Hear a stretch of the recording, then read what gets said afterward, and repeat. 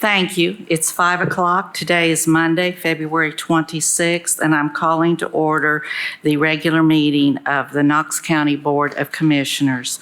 Roll call, please. Commissioner Lundy. Here. Commissioner Derrick. Here. Commissioner Oster. Here. Commissioner Ward. Here. Commissioner Schoonmaker. Here. Commissioner Hill. Here. Commissioner Lee. Here. Commissioner Beeler. Here. Commissioner Daly. Here. Commissioner Jay. Here. Commissioner Frazier. Present. All members are present. Thank you. We also have our junior commissioners with us tonight. Madam Clerk, if you would call their roll also.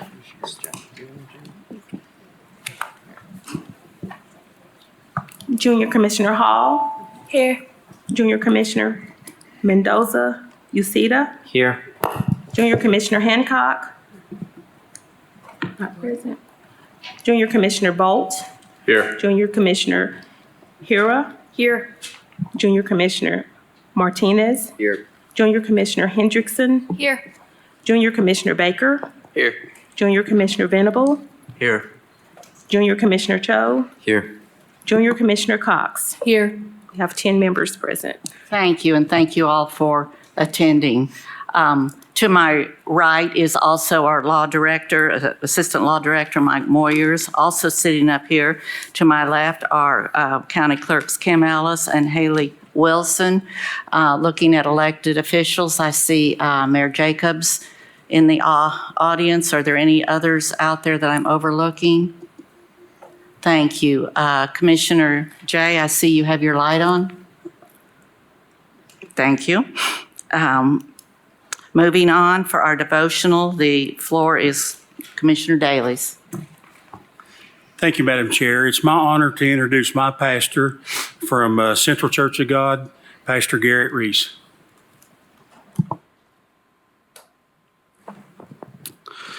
Well, I want to say thank you to obviously to Carson Daly.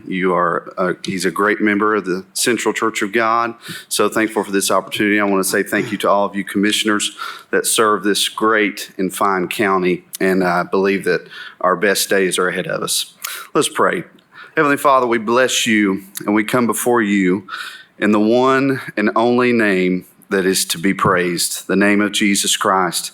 Lord, your word says and instructs us to pray for those in leadership and in government above us. So today, Lord, we lift up these leaders. Today, we ask, Lord, that you would give them godly wisdom, great decorum, and favor that comes only from you. Today, we bless you, we praise you, and we give you all the glory, honor, and thanks. In Jesus' name we pray. Amen. Amen. Thank you, sir. And now we'll move on to the Pledge of Allegiance. Commissioner Oster. Please offer the proper salute and pledge. Allegiance to the flag of the United States of America and to the republic for which it stands, one nation, under God, indivisible, with liberty and justice for all.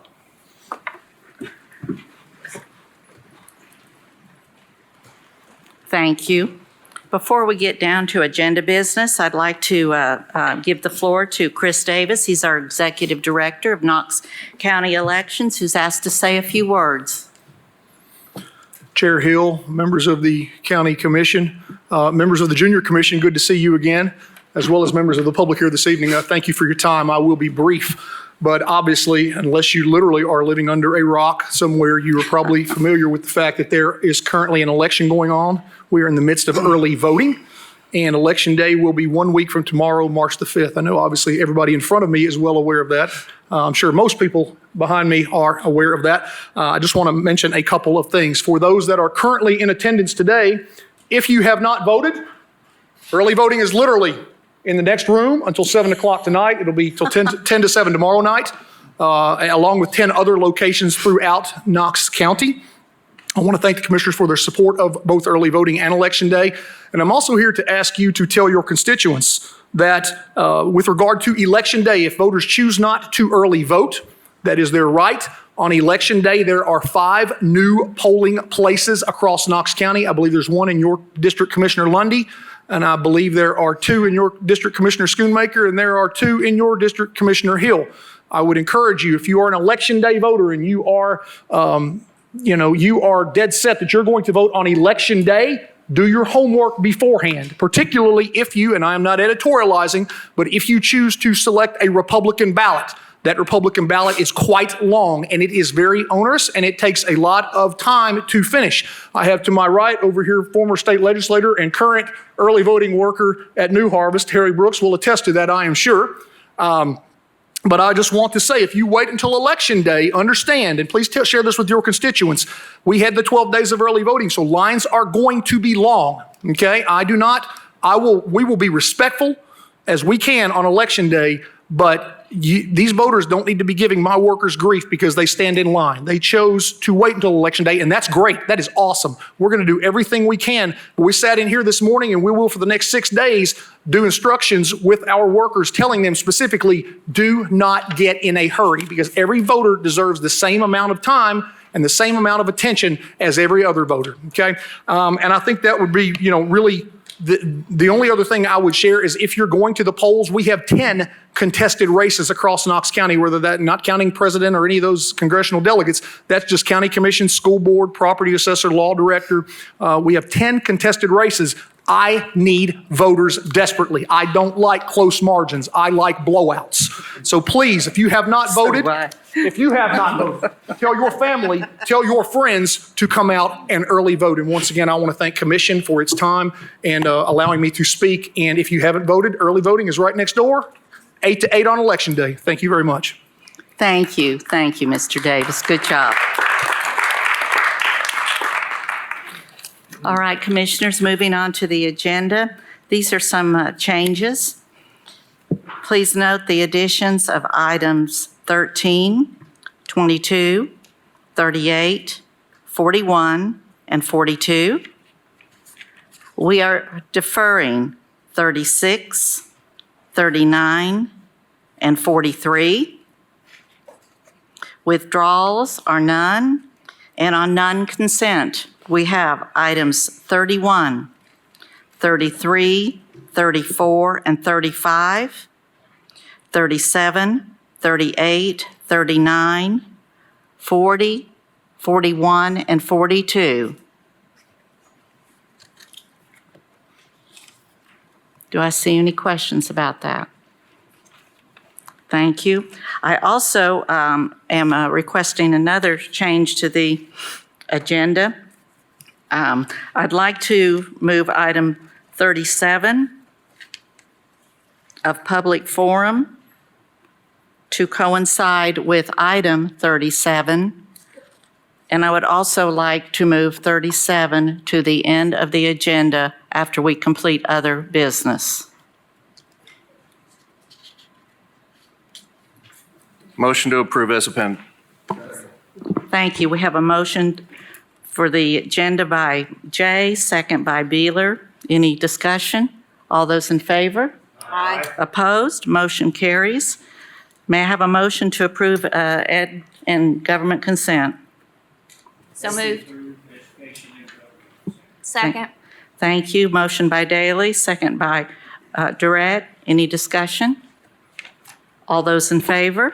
Aye. Opposed? Motion carries. Madam Clerk?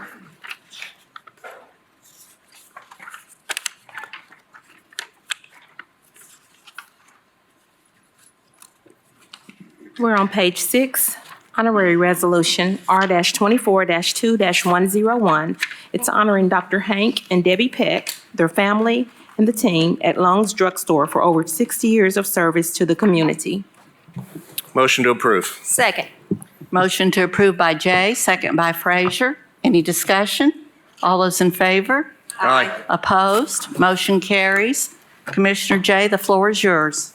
Thank you, Madam Chair.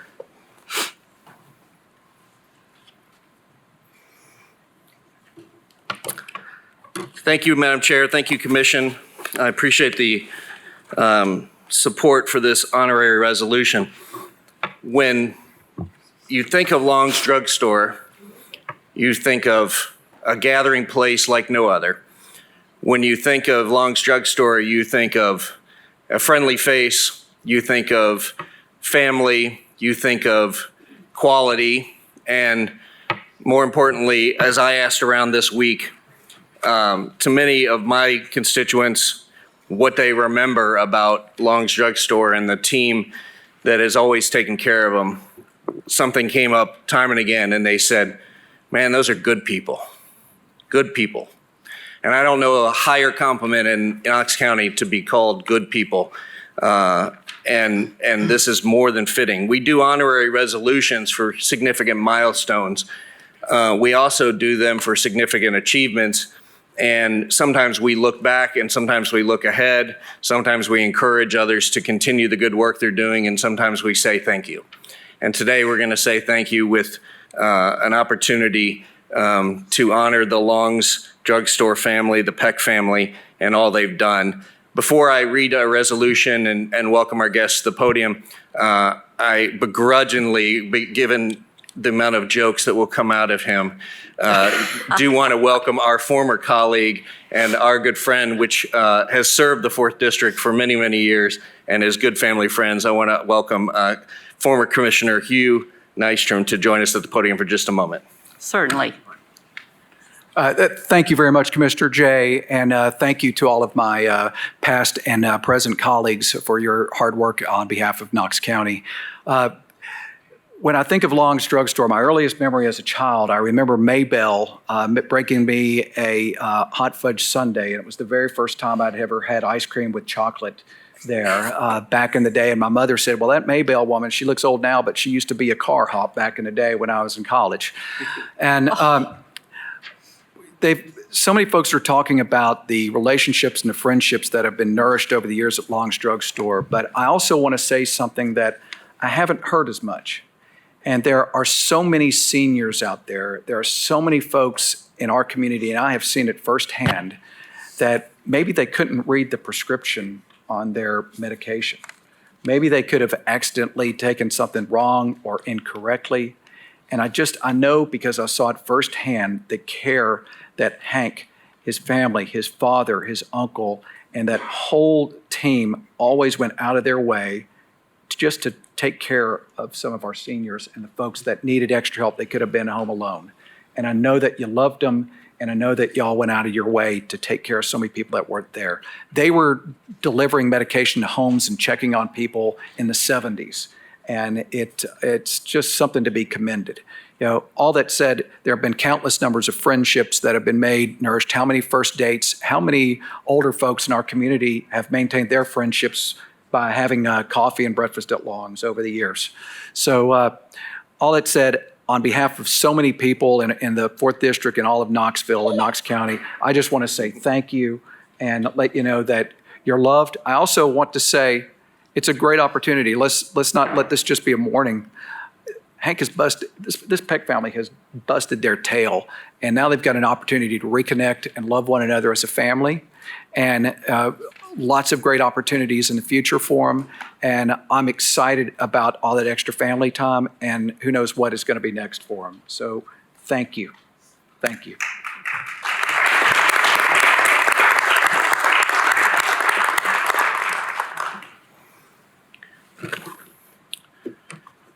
Please join me as I follow along as I read this resolution on our behalf.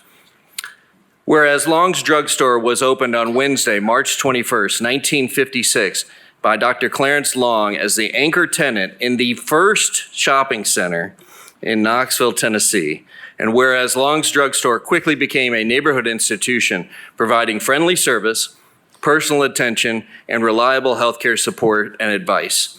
And whereas Dr. James H. Peck, Dr. Edwin A. Peck, and Dr. Henry E. Peck joined the team at Long's in 1959, 1963, and 1994, respectively, and carried Dr. Long's vision forward after his passing in 1966.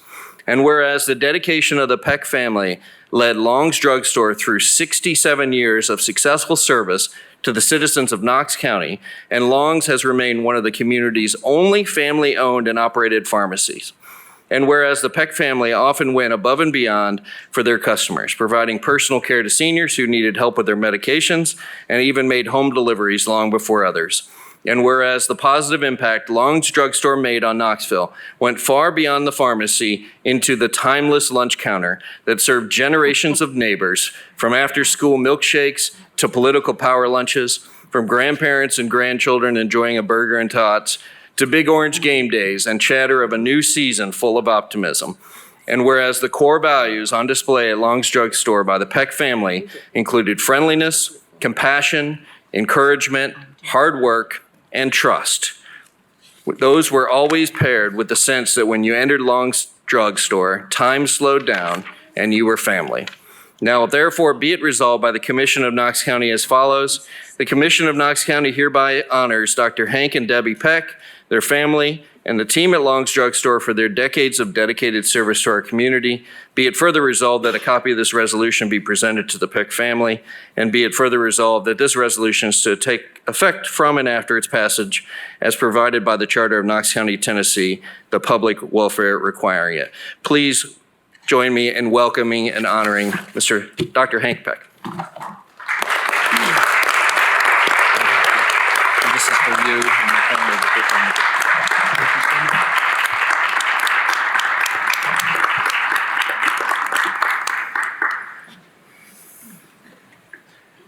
The Lord has really blessed me with a wonderful family and so many really good friends. A wonderful community to live in and the opportunity to serve a community that I love. But it's hard to find the words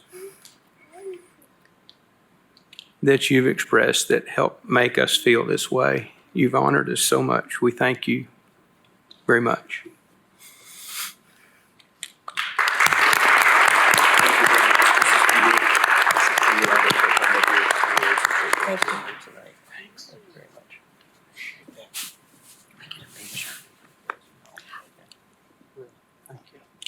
We have some requests up here for a picture of the family with commission. Would you mind stepping forward onto the podium and allowing us to take a picture with everyone? Thank you.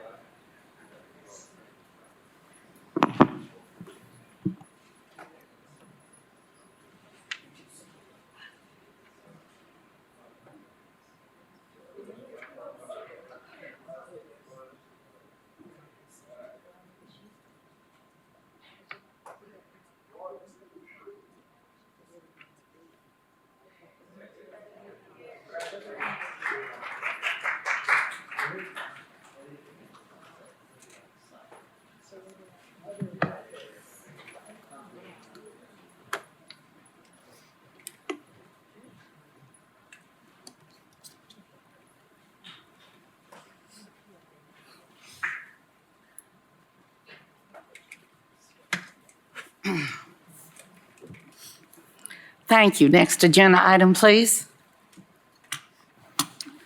We don't have any presentations, so the next item are the public forum items. Correct. And we will be doing public forum for all items except item 37. So the first person that is signed up is John Quinlan.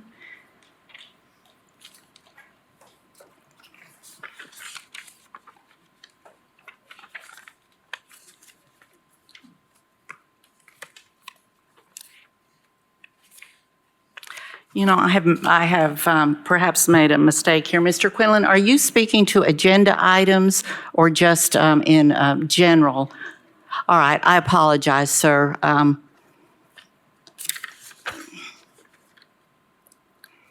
will also be calling on you at the end.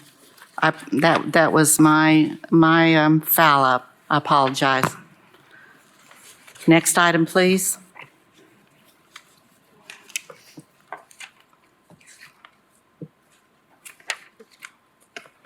The next item is approval of minutes of the previous meeting. Motion to approve. Second. Motion to approve by Durrett, second by Lee. Any discussion? All those in favor? Aye. Opposed? Motion carries. Next item. Next item is drives and roads consideration of the acceptance of new county roads. A through E are all located in Edwards Place, District 8. A is Edward Place subdivision, B, King Edwards Court, C, Longshanks Road, D, Lawgiver Circle, and E is Forest Willow Lane. And item F and G are located in Rushland Park, Unit 1, District 8. F is Rushland Park Boulevard, and G is Hollow View Lane. Thank you. Do I have a motion? Motion to approve. Motion to approve by Beeler, second by Lee. Any discussion? All those in favor? Aye. Opposed? Motion carries. Next item. Line item transfers, total amount of $1,386,221.07. Motion to approve. Second. Motion to approve by Jay, second by Schoonmaker. Any discussion? All those in favor? Aye. Opposed? Motion carries. Budget amendments, total credit amount is $170,681.83. Motion to approve. Second. Motion by Jay, second by Schoonmaker for approval. Any discussion? All those in favor? Aye. Opposed? Motion carries. Notary applications, 254. Do I have a motion? Motion by Daley, second by Durrett. All those in favor? Aye. Opposed? Motion carries. I believe we have no spread of record. We're on item number 35, which is Resolution R-24-2-111. It's accepting the resignation of John Marshall on the Knox County Sheriff's Office Employees Merit System Board of Directors and appointing an individual to serve the unfulfilled term of Mr. Marshall on the board. The term expires September 30th, 2025. Thank you. For your information, I received a phone call from Anthony Parker about an hour ago. He has had some significant physical issues these last few weeks and asked if we would respectfully withdraw his name. So I'm asking, Madam Clerk, if you would read this again and include the name of Michael Crichton.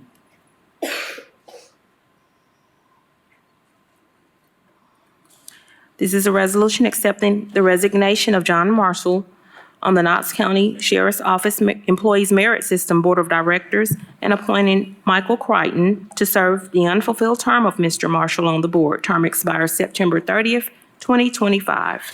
Motion to approve. Second. Motion to approve by Schoonmaker, second by, was that or Jay? Sorry. Any discussion on this matter? Yes, sir. Commissioner Daley? Thank you, Madam Chair. Mr. Crichton, I believe I see you back there. Are you willing to serve? Is this yes or no? Yes. No? Yes. Okay, that's all I want to know, just making sure that you're willing to serve. Thank you, sir. Thank you, Mr. Crichton. Any other lights or discussion? Seeing none, all those in favor? Aye. Opposed? Motion carries. Welcome to, I think, marriage, Mr. Crichton. Good luck to you.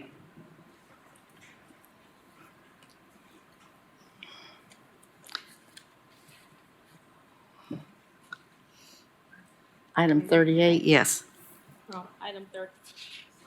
Item 38 is Resolution R-24-2-908. It's approving the designation of a section of State Route 131 East Emory Road in Knox County as the SPC Jeremy Daniel Evans Memorial Highway. Thank you. Do I have a motion? Motion to approve. Motion by Beeler, second by Lee. Is there any discussion on this? Commissioner Daley? Madam Chair, I would like for Commissioner Beeler to let the public know who Mr. SPC Jeremy Daniel Evans is. I think you knew his family, or? Yes, thank you, Commissioner Daley. And thank you, Madam Chair. Specialist Evans was a student at Gibbs High School who lost his life, a graduate of Gibbs High School, who lost his life in training exercises in Alaska. And we feel, the community feels, and the family is certainly ecstatic. And I actually also heard from Staff Sergeant Knaus's father that he was very much in support of this honor for Specialist Evans to name a stretch of Emory Road in his honor. So I appreciate my colleagues signing on to sponsor this. Thank you. Any other discussion? Seeing none, all those in favor? Aye. Opposed? Motion carries.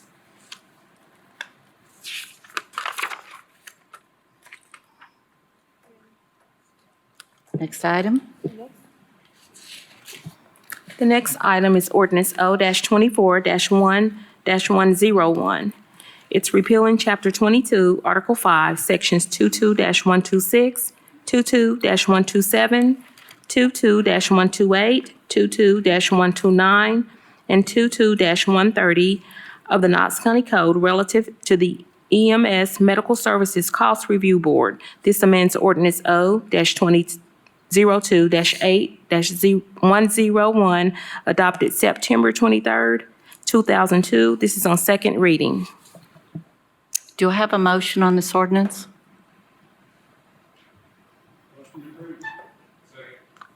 Motion by Daley, second by Jay. Any discussion?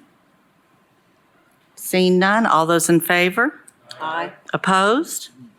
Motion carries. I will now move on to public forum on open topics, and I apologize, Mr. Quinlan, to call you again, and this time I will let you speak. Madam Chair, I apologize. Point of order, please. Yes, sir. Does that not require a roll call vote because it was an ordinance? You know, you are absolutely right. Thank you so much. Thank you. Please still My come apologies. forward, Mr. Quinlan. Ready? Please go ahead. I apologize. Commissioner Lundy, Aye.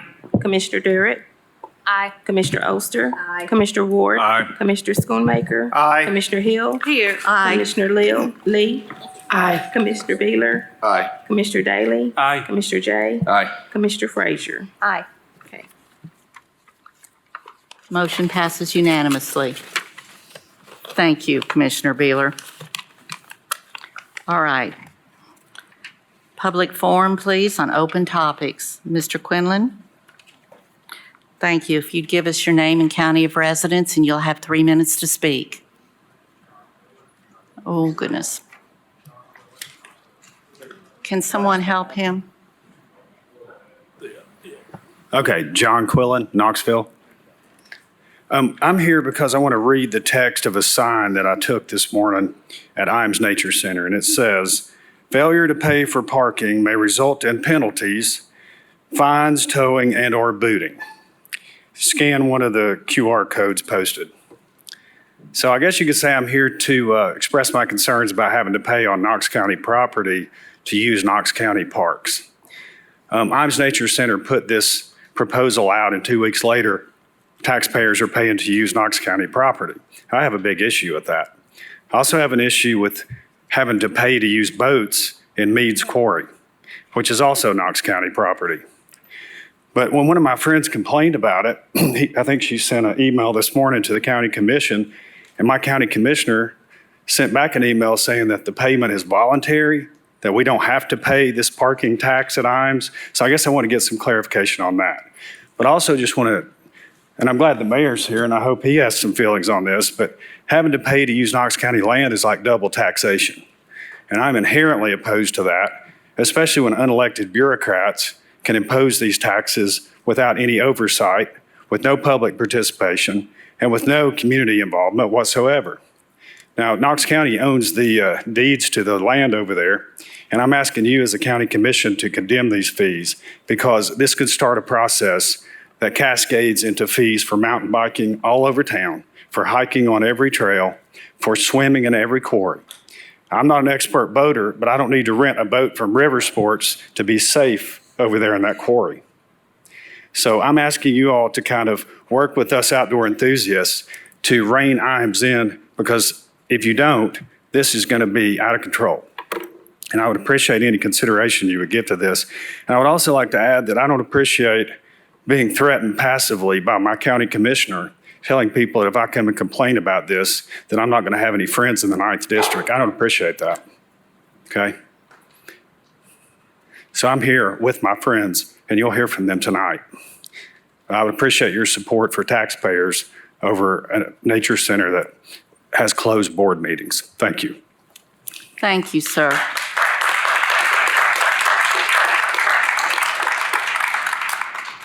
Commissioner Daly, your light is on. Thank you, Madam Chair. First of all, it wasn't 2 weeks. And second of all, I did not say anything about citizens. I talked about, I don't think he would have a good reception at this county commission. As y'all read this email this morning, this has not been a 2-week thing. This has been ongoing. 6 years ago, they wanted to do a parking fee, and I fought it tooth and toe now. But now IMS is over 600,000 visitors a year. It is being loved to death. It's being trampled to death. This is a voluntary parking fee, no matter what that sign says. I'm on the board. We are not calling a tow truck. We're not sending out a ticket writer. We don't have that authority to do that. So this is a fee. We call it a fee, but it's really, I consider it to me a donation. Become a member. A member's only $35 for a single membership, $75 for a family, and all this money will go to the maintenance of the park. Yes, Knox County owns the quarry.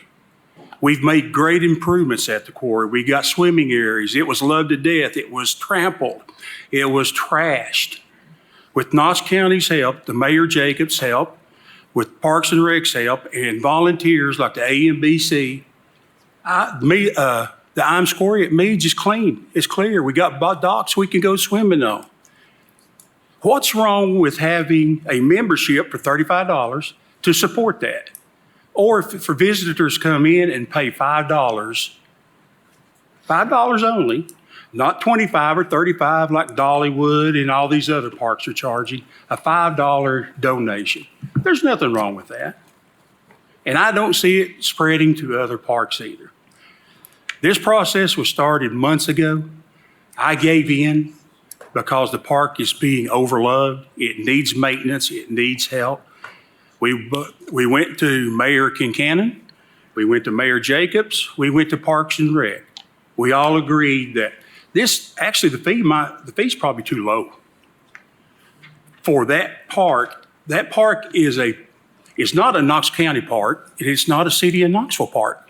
It is a nonprofit park that has to run on donations and anything that they get from concessions or the gift shop. So it's not a Knox County park. Yes, we own Meads Quarry as Knox County citizens, but Meads Quarry needs to be taken care of. And the only way to take care of Meads Quarry and IMS Park is to look for a structure instead of charging a 100% entrance fee with a toll gate out there and you have to pay to come in. The IMS board decided to try a parking fee. We know that if it's 100%, out of 100% of the people that go, we may be lucky to get 30% donations. That's fine. If that's 30% that we can get there to improve the park, to keep the roads maintained and everything, that's great. So I take exception that I said that he would have no friends in the 9th District. I did not say that. And the person I did say that to, I will be talking to you come tomorrow morning because you misquoted me. So there's nothing, in my opinion, Commission, there's nothing wrong with a $5 donation to keep IMS Nature Center running beautiful and immaculate like it is. Thank you. Commissioner Lee? Thank you, Madam Chair.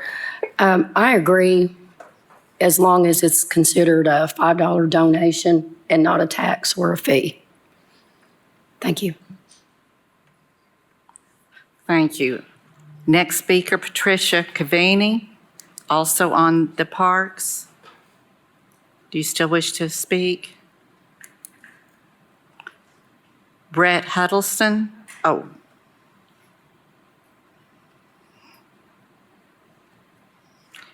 Your name, please, and county of residence? Patrick Cavney. Patrick, and I'm Knox sorry. County. Yeah, I may have mistyped that. Yes, I'd like to speak on the parks again. Please, you have 3 minutes. Thank you. Yeah, I'm an avid outdoorsman, and I've used parks, national parks, state parks, Knox County parks for swimming, climbing, and I've been in Knoxville for 15 years. It is a $50 annual fee, not $35. And the I guess my biggest concern is the fee's going to stay, clearly, or donation, I guess, if we're going to call it that. My biggest concern is just the insight that we have into how IMES is managing this public property. In particular, giving a monopoly to their, what I assume are friends over at River Sports to rent out boats. I don't know why boat rentals are under this monopoly, and bikes anyone can use their own bike, but you can't use your own boat. And it also, because I'm primarily a climber at IMES, the main climbing entrance is also under this donation fee tax.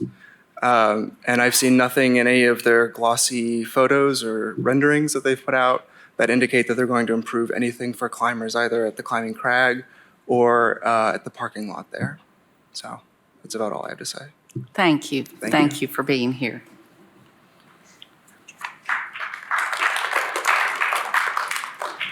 Commissioner Jay, did you have a comment?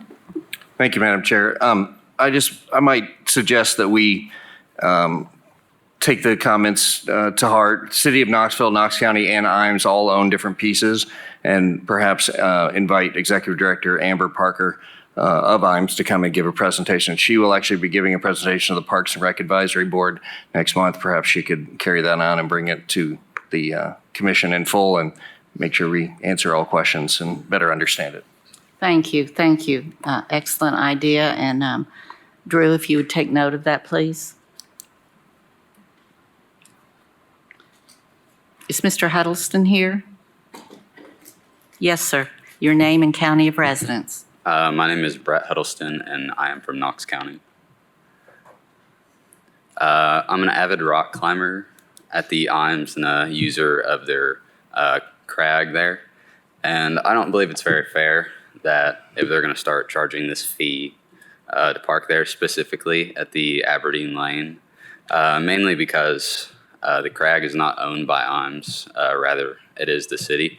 And IMES does not have any dealings in the upkeep of that area, and it's done all by myself and other members of the community there. And so I don't think that it's very fair that they are going to be making money off of that parking lot when it's not going to go towards the upkeep and the maintenance of that crag. Just in like making it look nice and making sure that all the hardware is safe and for people to use.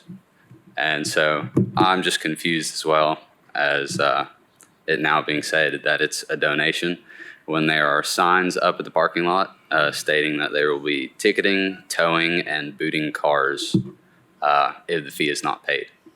That is all. Thank you. Thank you so much.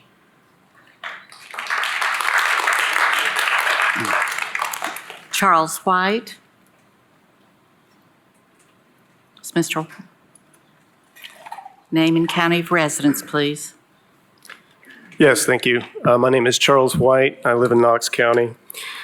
I'd like to thank the commission for the chance to speak, and I have a few prepared comments. I want to state my concerns regarding the recently adopted parking fees in the IMES Nature Center. While we certainly want to ensure the Nature Center is adequately funded to continue its mission of being a public resource, there should have been greater involvement and consultation with the various stakeholders affected by this change. Places like the City of Knoxville's Island Home Park and the Forks of the River Wildlife Management Area sit contiguously to IMES and offer access to the same greenway and trail systems. Because of the suddenness of this change, it isn't hard to see that these city and state properties will bear an increased parking burden as users seek out more affordable parking options. This will adversely affect several important naturalist and conservation-based communities, including trail runners, fishers, hunters, rock climbers, and mountain bikers, who will face a significant increase in competition for limited space. In the case of Island Home Park, tax-paying citizens will be inundated with more recreational parking demands that will contribute to traffic concerns in a residential zone. The haste with which this change in policy was reached reflects a lack of consideration for the way it will degrade these communities' participation in the local recreational economy and the quality of residential life for homeowners.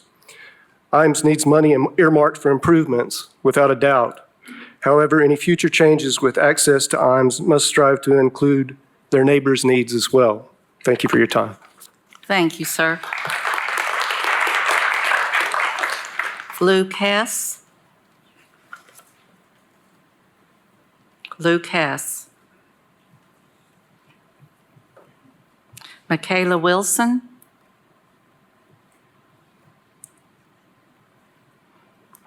Caleb Kaiser. All right, seeing. Oh. Your name and county of residence, and you have 3 minutes, sir. My name is Caleb Kaiser, and I am a resident of Knox County. I'm here on the topic of the IMES fee. I'm going to be perfectly honest with you. I really don't mind at all if people with the means to go and play with their very expensive toys have to pay a little bit of money. However, as a poor South Knoxville kid whose family of a school teacher, I'm a son of a school teacher, 3 kids, the only places we could afford to go were places like IMES. In the quarry, I played in that quarry when I was a little kid, long before IMES came, and I love that place, and it is dear to my heart, and it kept me out of a lot of trouble, to be perfectly honest with you. However, the separation between those who have and those who do not is unbearable to me. It shouldn't be a golden gate to the urban wilderness. If it is a optional donation only, I am 100% in support of the plans going forward with IMES. I have nothing bad to say about IMES itself or the commission or any of the ideas that have spurred on this pursuit of funds for further development. What I do have a problem with is separating the citizens of Knox County who don't even know what they're missing for a legacy project. You know, I believe wholeheartly that the citizens of Knoxville, if they want these developments, they will show up and they will pay for it, just like they did for the bike trails and many other, like the Crag, that's all volunteer. All the bike trails, vastly volunteer, if not paid for by donations. It can be done, and it doesn't have to saddle the residents who may not be able to afford it with another tax during what is already a very burdensome economic situation we're all already in. And thank you for your time, Commission, and have a good evening. Thank you, sir. That concludes public forum. Next item, please. The next item is number 41, under other business. It's motion and vote of Madam Chair to call a special session of the Commission on Wednesday, March 6, 2024 at 11:30 a.m. in the small assembly room of the City County Building for the purpose of filling the Knox County Board of Education District 8 vacancy. Thank you. Do I have a motion? Motion by Jay, second by Beeler. Any discussion? Commissioner Ward. Just a note, I will not be here. I fly out at 11 that day. Thank you. Any other comments, discussion? All those in favor, Commissioner Lundy? I will be traveling that day too, so I just want to know, I want you to know I won't be there. All right. Do we have any other commissioners that are unable to make that meeting? I will not be able to be here, Madam Chair. All right, we still have majority. All right. We have a proper motion and second on the floor. All those in favor? Aye. Opposed? Motion carries. Next item. Item number 42, a motion and vote to suspend the Knox County Commission rules, Rule 1, Section M, elections or appointments to appoint the winner of the March 5th primary for the Knox County Board of Education District 8. Motion by Jay, second by Beeler. Is there any discussion? Seeing none, all those in favor? Aye. Opposed? Motion carries. Item number 37, please. It's Resolution R-24-2-901 to amend the Growth Policy Plan.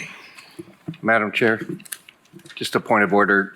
Before we get into a motion and a vote and discussion, do you want to hold the public forum portion of that? Before Yes, we we certainly entertain a will. motion? Okay. Yes, we certainly will. And actually, before we do any of that, I have a request from our Mayor Jacobs to be able to come forward and say a few words on this item.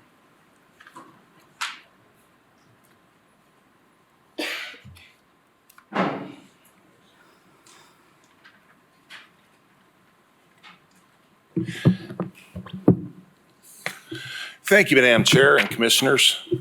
Knox County Mayor Glenn Jacobs, 400 Main Street, right here in Knoxville. I appreciate all of your support during this planning process. As you are all aware, the growth policy process is complicated. A reminder of how we got here: after an attempt to amend the plan in 2019, we listened to feedback and began the process of creating our first comprehensive land use and transportation plan. This body approved a contract with Kimberly Horn. We spent the last 2 years hearing feedback from over 4,000 residents and developing a draft plan. Plan has been posted on the website since October of 2023. After this, we reconvened the Growth Policy Committee. I proposed an amendment based on the data gathered from the comprehensive plan. The Growth Policy Committee reconvened in October and held its final meeting in January. In all, there were 4 public meetings at which many of you were in attendance. We heard from residents and members of this body requesting additional changes to the proposal. We carefully considered those requests, made some edits, and presented a final amendment, which was approved at the Growth Policy Committee's January 10th meeting. Based on the final amendment, I will not be reconvening the Growth Policy Committee. I ask that you vote on the amendment that is presented before you today.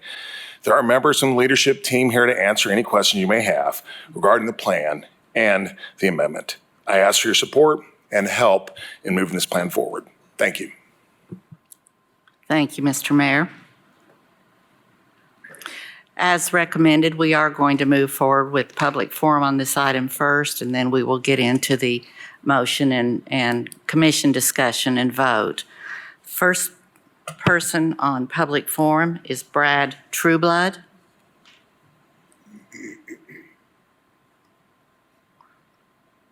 Mr. Trueblood. Joyce Harrell.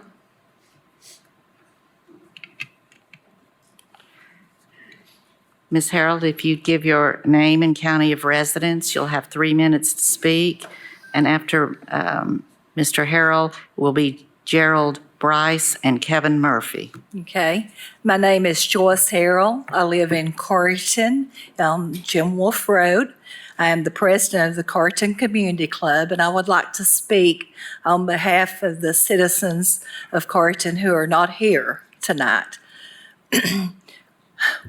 We are a rural area in northeast Knox County, and we have the beautiful House Mountain. I've sat and listened to the discussion about IMS, how it's going to be overran. The same thing is going to happen to House Mountain. As more and more people come, I believe I heard a number of 70,000 that are expected to move into Knox County and Knoxville. The roads will not hold them. I do not know how they expect for the ambulances, the fire trucks to come. Yes, we have a helipad in Corrigan.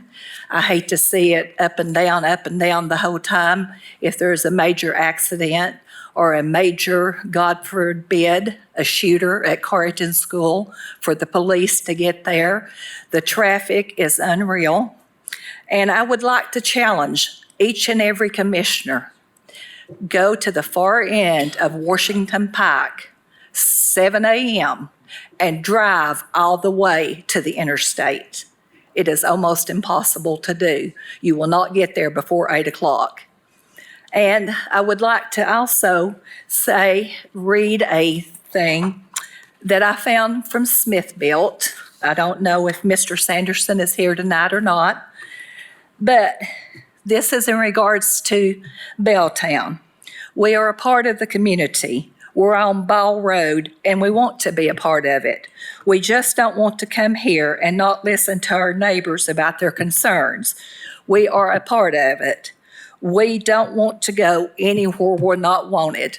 Mr. Sanderson, you're not wanted in Corryton. And please take that in consideration. We want growth, but we don't want that kind of growth. Belltown is projected to have 1,103 homes in it. That is just unthinkable for us. And thank you for your time and consideration.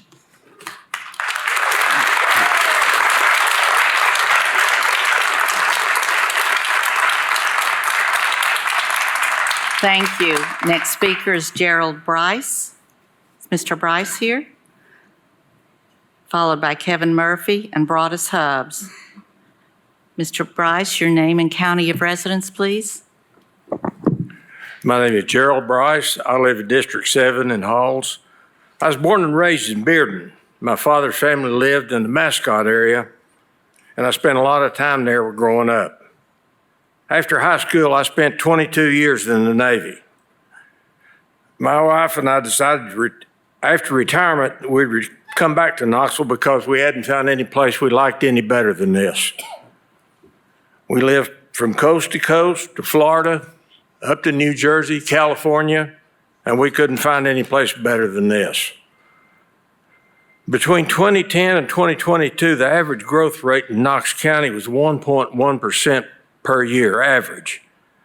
However, including this was the 2019, 20, and 2021 growth rates. From 2019 to 2020, it was 2.2%, and 2021, the growth rate was 1.95%, significantly increased than it was earlier. The post-pandemic growth is what I gather is going to be high.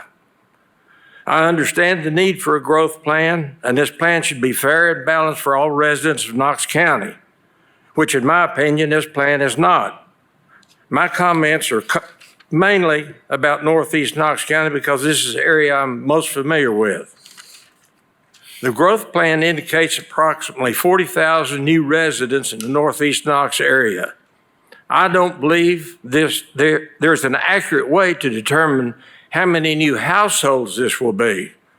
However, in 2021, Knox County registered 2 vehicles per household in the county. And this 40,000 is going to add a lot to that.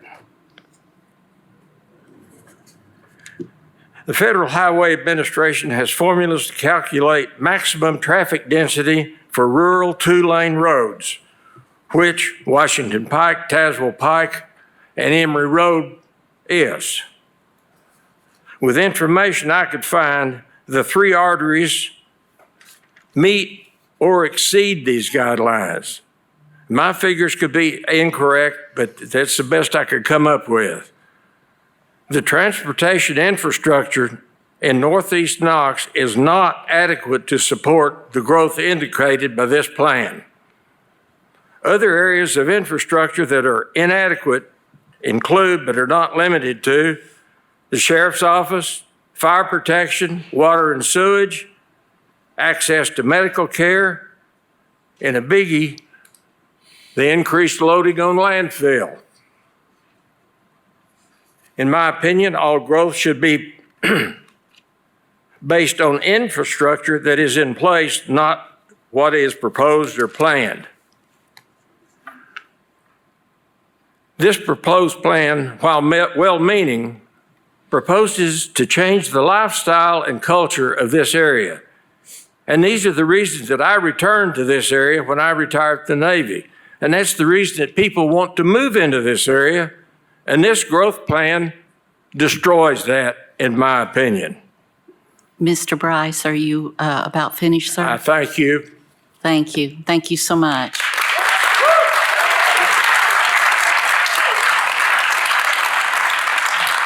Kevin Murphy, Broadus Hubbs, and Harry Brooks. Mr. Murphy, your name, and you have 3 minutes, please. Thank you, Madam Chair. Kevin Murphy, Knox County.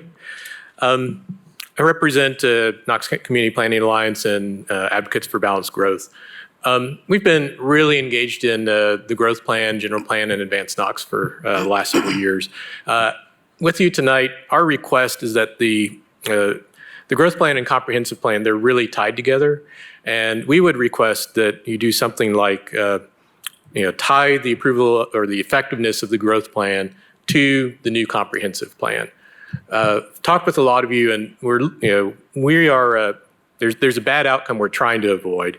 The growth plan amendment, it adds 9,000 acres of new planned growth area, and that land is currently subject to development restrictions, which won't apply anymore once the new growth plan takes effect. Without a new comprehensive plan, and a comprehensive plan with teeth, with some enforceable requirements, we believe that the bad outcome that you get is a land rush, basically, of new rezonings and development plans in this expanded growth area. Open spaces, fields, and forest would develop in ways that aren't in character with the surrounding rural community. And when you get a lot of subdivision development out there, there's a lot of good fiscal impact analysis done during the advanced Knox process. And that's where we learned that that's the one that is a negative revenue in terms of taxes and cost for the county. And you're really looking to have that mixed use. That's the one that's a more positive revenue. So our hope is that a new comprehensive plan will raise our development standards out there.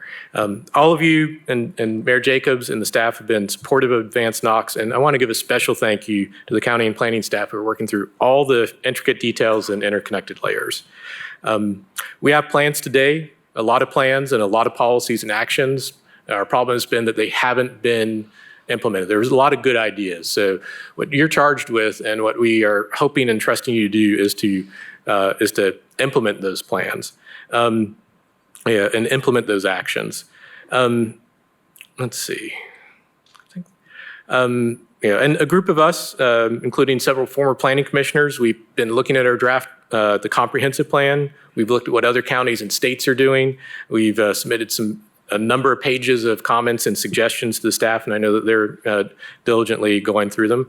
So we trust the professional staff, planning commission, and yourselves will make sure the comprehensive plan will have those enforceable requirements that will really change the decision-making process for planning commission and county commission, and really let us begin changing our land use decisions.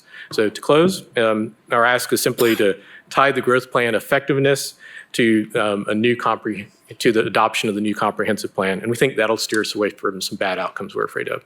Thank you.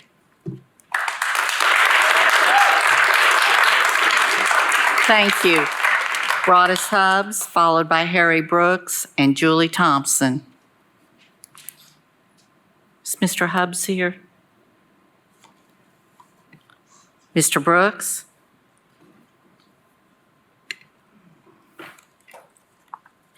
Madam Speaker, would it be possible to move me to the bottom of the list? Certainly. All right, thank you very much.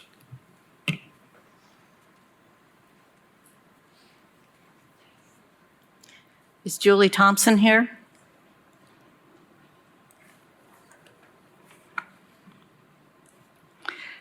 Ms. Thompson, 3 minutes and your name and county of Julie residence. Thompson, Knox County. I'm a retired teacher, principal, and executive director of elementary education for the Knox County school system. I have devoted my life's work as an educator to doing what's best for children. As I have attended meetings and listened to everyone talk about the development of the 8th District and the need to allow more housing, such as subdivisions, condos, and apartments, I haven't heard anyone talk about the impact of that development will have on the children of Knox County. As a farmer's wife, I've had the privilege to raise 2 children and now 2 grandchildren on our farm in Coreyton. There, my children were able to run and play, swing, ride their bikes, go fishing, climb fences, and a whole host of other activities that happen outside of our house. My grandchildren are experiencing those activities now. Being able to play outside is critical to their healthy development. I was surprised to learn that while you may be eager to allow development to flourish in the 8th District, there are no development standards by which the developers must use to plan their communities. They're simply given the keys to the kingdom to remove trees and any unwanted soil, cover the roads with pavement and houses, and move on to the next project. There's no expectation that they will provide green space for children to run, playgrounds for them to get much needed exercise, bicycle trails, ponds for fishing, or gardens for them to work alongside their parents or other adults in the neighborhood. With childhood obesity rates at an all-time high and teenage mental health and depression at crisis levels, there needs to be some attention paid to the families and the people who will be living in these housing developments long after the developers have left. If there are 200 houses in a space, there's likely to be 200 children living there also. Are they to play outside in their less than quarter-acre yard or in the street? None of those options sound safe or adequate. I accept that people have the right to sell and purchase their property as they want. However, as a commission, you have the responsibility to the people living in those neighborhoods to ensure that they have the highest quality of life possible by simply requiring appropriate neighborhood design. The school system has program standards that contractors are required to use when building new schools that ensure that the facilities meet the needs of the children who will attend the school. A community of families with children deserve nothing less. I urge you to have a vision for what life will be like for the children in those communities and take time to develop program standards that developers must follow to ensure healthy children, healthy families, and healthy communities. You can require developers to create those spaces where children can get out of their houses, put down their devices, and enjoy the beautiful seasons that we're fortunate to have in East Tennessee. It is done in other counties all across the nation, and it can be done in Knox County. Please postpone your vote tonight to allow time for the development of program standards that all developers must use when creating new neighborhoods. Thank you for your time. Thank you.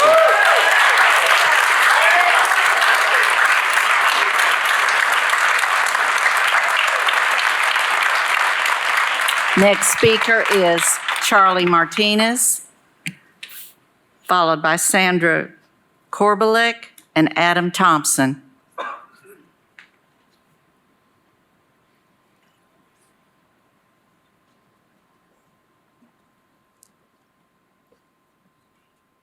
Name and county of residence, please. You have 3 minutes. Yes, ma'am. Charlie Martinez, Knox County. But I come to y'all as Dr. Charlie Martinez, the state specialist for farm and financial management. I'm going to read off some bullet points, some of the research that we've done at UT in the Center of Farm Management. I'm used to having slides and a clicker, so I'm going to try to read it as thoroughly as I can and as quickly as I can. In the fall of 2022, I was approached by Commissioner Jeff Aiken, Assistant Ag Commissioner Jeff Aiken, to understand the American Farmland Trust, American Farmland Trust analysis of farmland loss in Tennessee, where they ranked Tennessee as the 4th most threatened state for farmland loss. And then since then, in 2022, they ranked them number 3 behind behind Texas and North Carolina. Since then, the University of Tennessee Center of Farm Management has analyzed the rate of loss in Tennessee in terms of farm and forestry acre loss. To put this in perspective, from 1997 to 2017, 1.1 million acres was lost, which is the equivalent of 4 counties in Tennessee. Furthermore, to put that in perspective, that's 55,601 acres per year, or 6.3 acres per hour. Since 2017, we've actually increased the number of acres we've lost as a state. We've actually lost, since 2017, 432,941 acres, or an average of 86,580 acres per year or equivalent to 9.8 acres per hour over that time frame. The most prevalent area where farm and land conversion has been occurring is in Middle and East Tennessee. Middle Tennessee, Nashville. East Tennessee, Knoxville, and Chattanooga. Going forward, industrial development in West Tennessee will lead to increased loss of Tennessee's most productive cropland, pasture land, and forage land. While we do know that people do have the ability to sell their land, we work with producers every day within our center. Tennessee is in the inevitable position of having extensive farm and forest land resources and a robust economy with high rates of population growth and economic development. While Tennessee's farm and forest land resources are extensive, they are not infinite. Rapid conversion of farm and forest land threatens to reduce agriculture production, disrupt rural communities, destroy wildlife habitat, and limit recreational opportunities while increasing soil and water pollution. In the 2023 Governor's Report, the state ag forestry industrial complex was accounted for 11% of the economic activity in the state, which puts it at #1 within the state. As individuals, we do not invest our retirement into a single stock. Professionals advise individuals to diversify investments into multiple sectors. Similarly, a state's economy is likely more resilient if diversified. Having multiple sectors that move indirectly would be better to insulate the economy from economic downturns. Agriforest is a sector of the Tennessee's economy that needs consideration for growth like manufacturing and/or technology. This would help develop a resilient economy. Protecting the farmland for the ag forest sector is like developing skilled employees for manufacturing. Both are vital inputs into growing these sectors. One last thing, I know I'm out of time. We run reports with the Crop Productivity Index from a national database that we actually can monitor by acreage count throughout the country.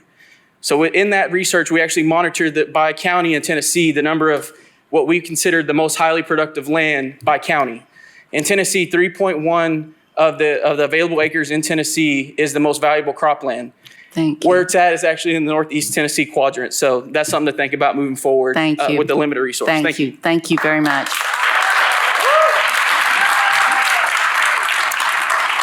Sandra Korbalek, Adam Thompson, Kent Manault. Is Sandra here? Adam Thompson? Kent Manault?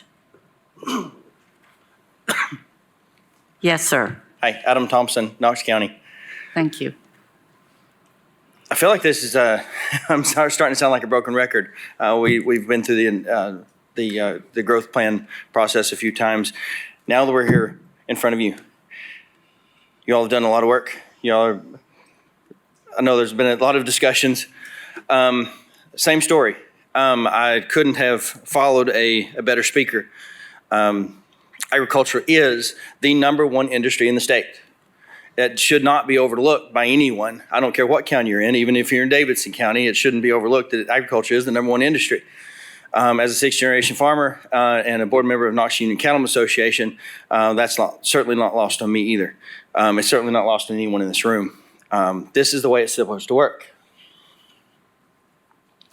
I could not be more proud of my community. I know we're in an election cycle. Some of you are up for re-election. Some of you are not running again. You're term limited. You will not be here when we're implementing this.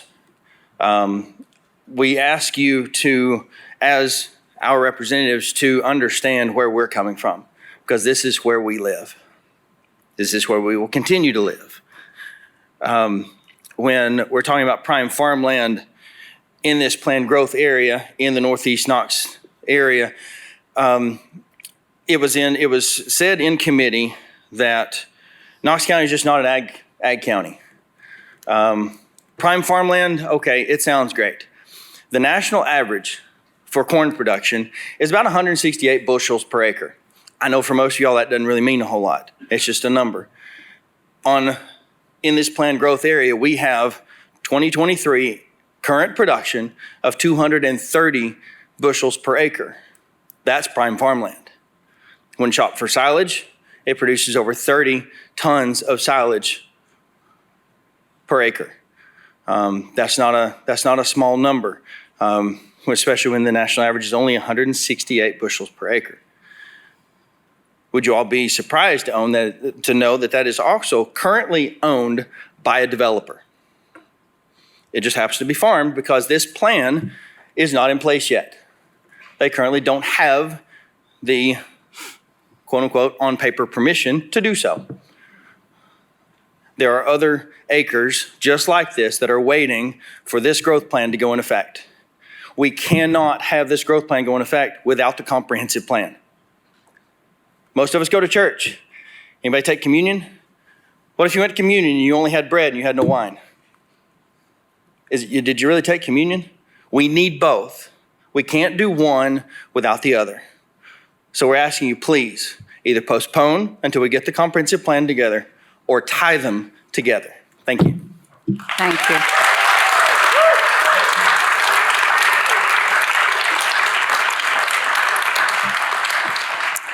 Mr. Minal? Thank you, Commissioners. Yeah, I'm Kent Minot, Knox County. This comment is from the local Sierra Club group. There's a more complete version that's been emailed to you. The advanced Knox process established several community priorities which are clearly expressed in public meetings. People want conservation of farmland, open space, ridgetop protection, and affordable housing.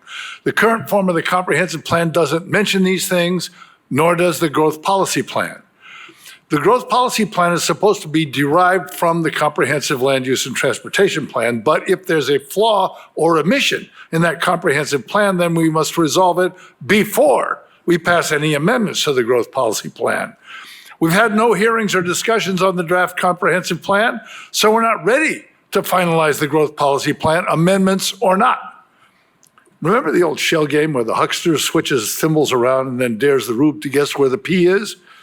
Well, in this case, the disappearing P is the protections people established during advanced Knox. Until you get them into the comprehensive plan with a genuine public process, they're not there. Vote for these amendments and you're confirming public suspicions that the fix is in. Now, there's a clean, responsible way out of this. Postpone a decision on these amendments 1 to 3 months to give yourselves and the Planning Commission time to evaluate and amend the comprehensive plan with proper public participation. Or just vote the amendments down now. This public is here to make sure you preserve the protections we clearly expressed at the Growth Policy Committee meeting on January 10th.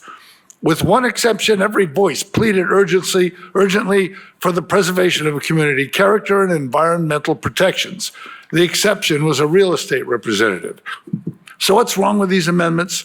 They punt all the tough decisions to a unified development ordinance that'll take at least 2 more years. In that time, the GPP would open up over 10,000 acres of the county without any improved development standards. The amendments provide no protection for our rural character and nature. The map shows large swaths of farmland and open space in its planned growth area, total suburban sprawl. The amendments only envision transportation by personal vehicles, more cars on county roads. Is anyone thinking about climate change? There's no mention of public transportation. With the growing congestion on county roads, why require everyone to have a car? The sector plans are gone. This denies property owners existing protections for properties in neighborhoods. No justification for their removal has been given. The amendments eviscerate all protections for hillsides, slopes, and ridgetops despite clear public support for them. Make them mandatory. What about energy efficiency standards for houses and businesses? What about community solar? Have you noticed we're electrifying our economy? We need a comprehensive plan that reflects public intent and a growth policy plan and revised zoning ordinances that cannot deviate from that agreed upon plan. The comprehensive plan needs teeth, so they can't make a zoning change anytime a developer wants one. Thank you so much for your kind attention. Thank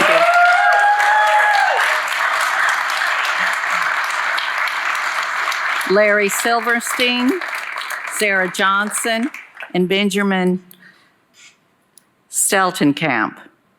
Mr. Silverstein, are you here?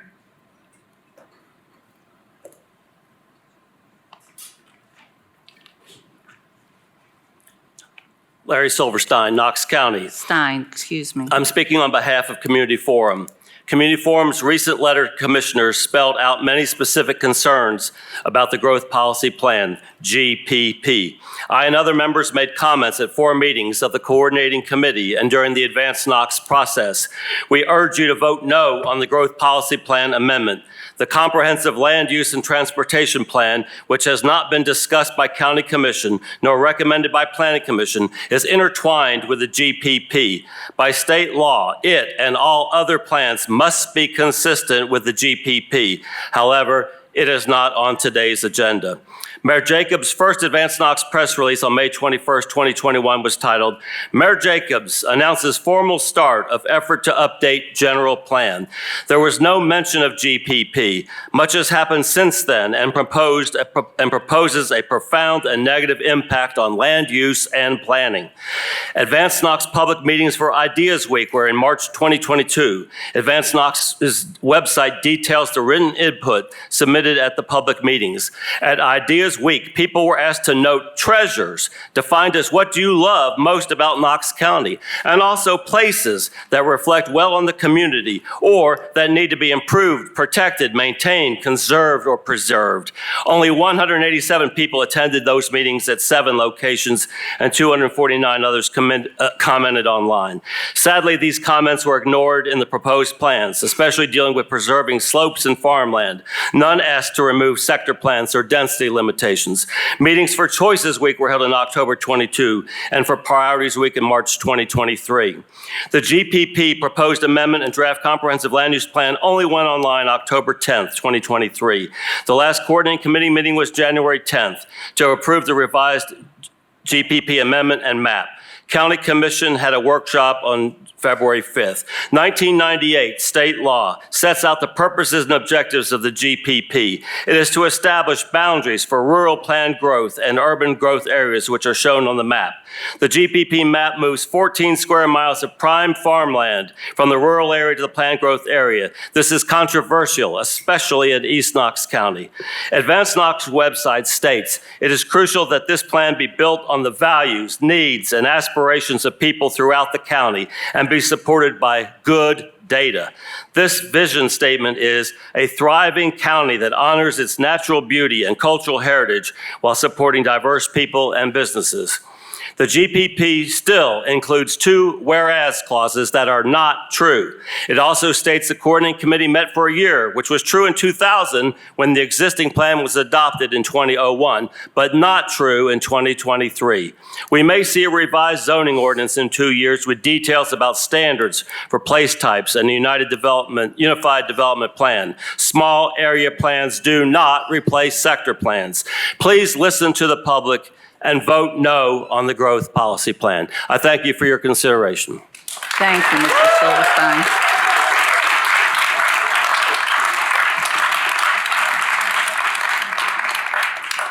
Is Ms. Johnson here? Sarah Johnson? Followed by Steltenkamp, Mary Long, and Hanson Sale. Sarah Johnson, Knox County. Hello, Commissioners. I recognize that as public servants, you often face problems that have no clear answers or solutions. Thank you for allowing the public's input this evening on these challenging topics.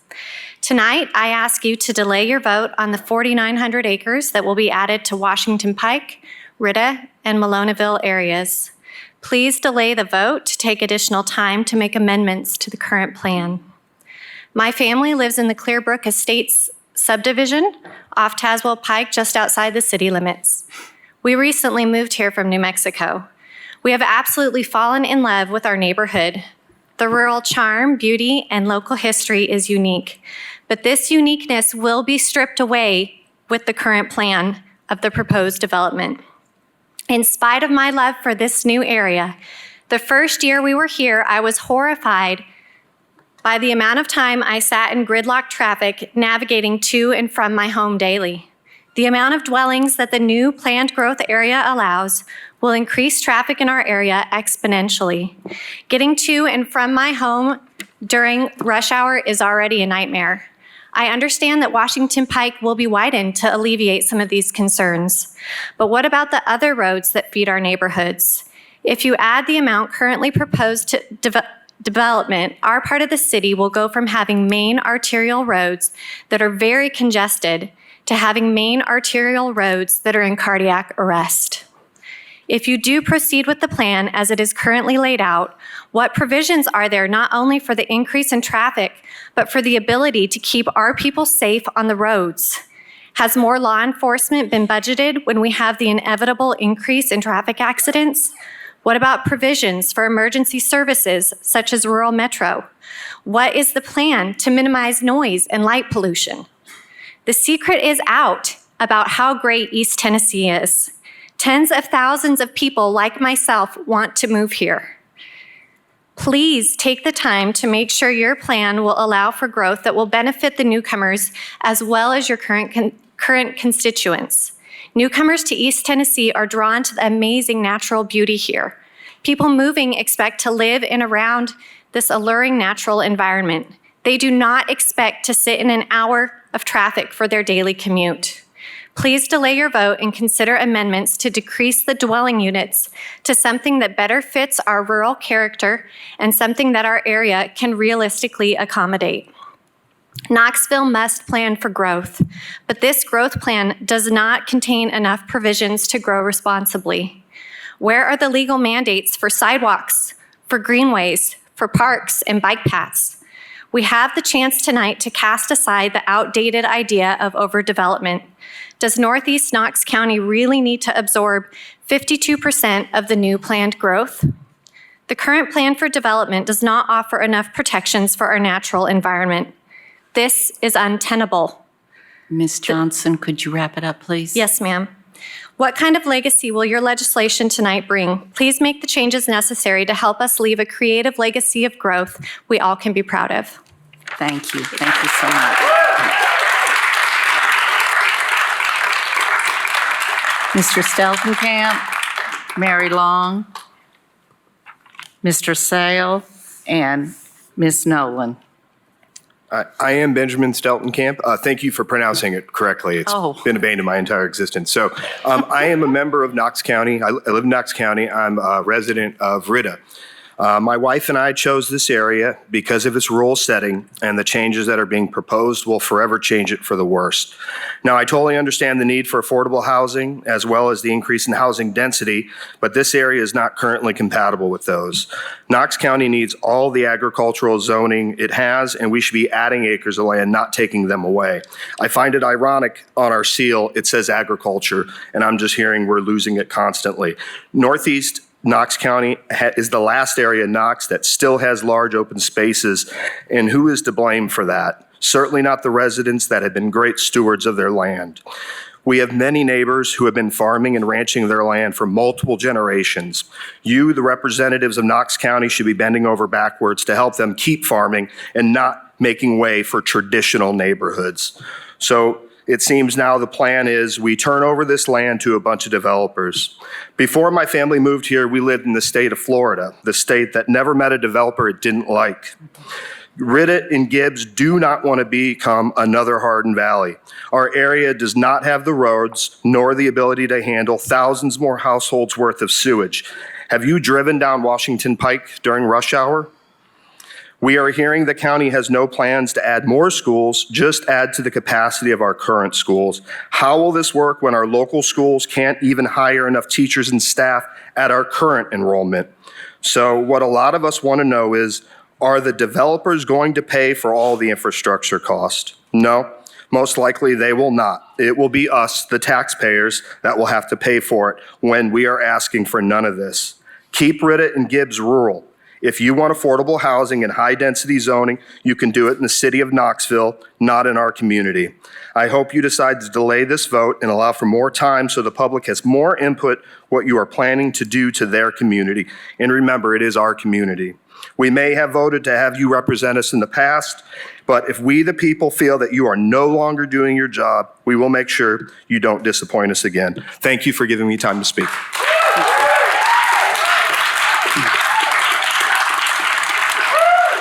Mary Long, Hanson Sale, Amy Nolan.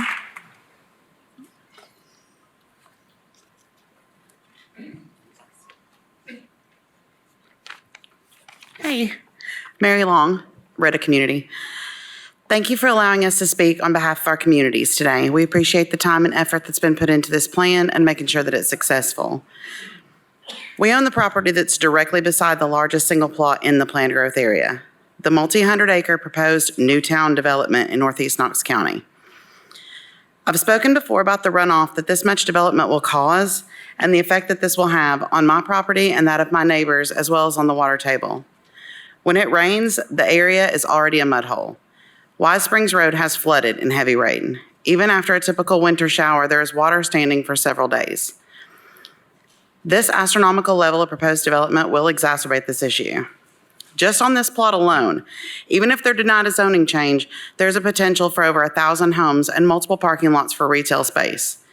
The amount of concrete that it takes to cover that much ground will greatly impact the property around it. We need safeguards in place to ensure that this won't have a detrimental impact on the surrounding area. I'm a third-generation lifetime resident of Knox County. My family has owned 72 acres in Northeast Knox County since the early 70s.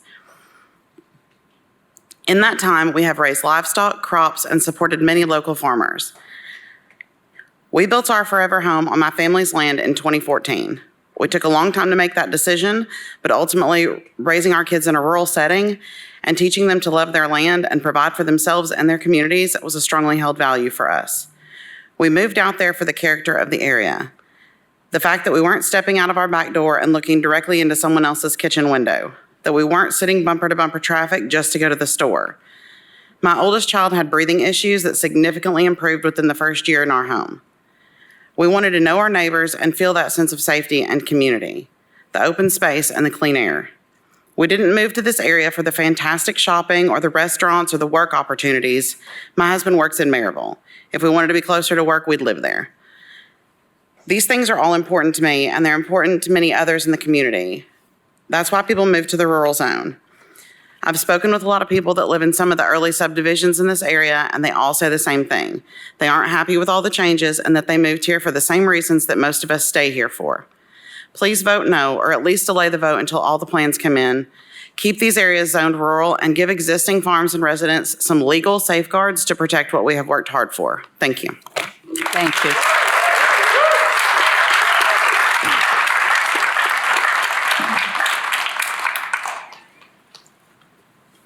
Mr. Sale. Hanson Sale, Knox County. I'm here on behalf of East Tennessee Realtors to speak in support of the proposed growth amendments.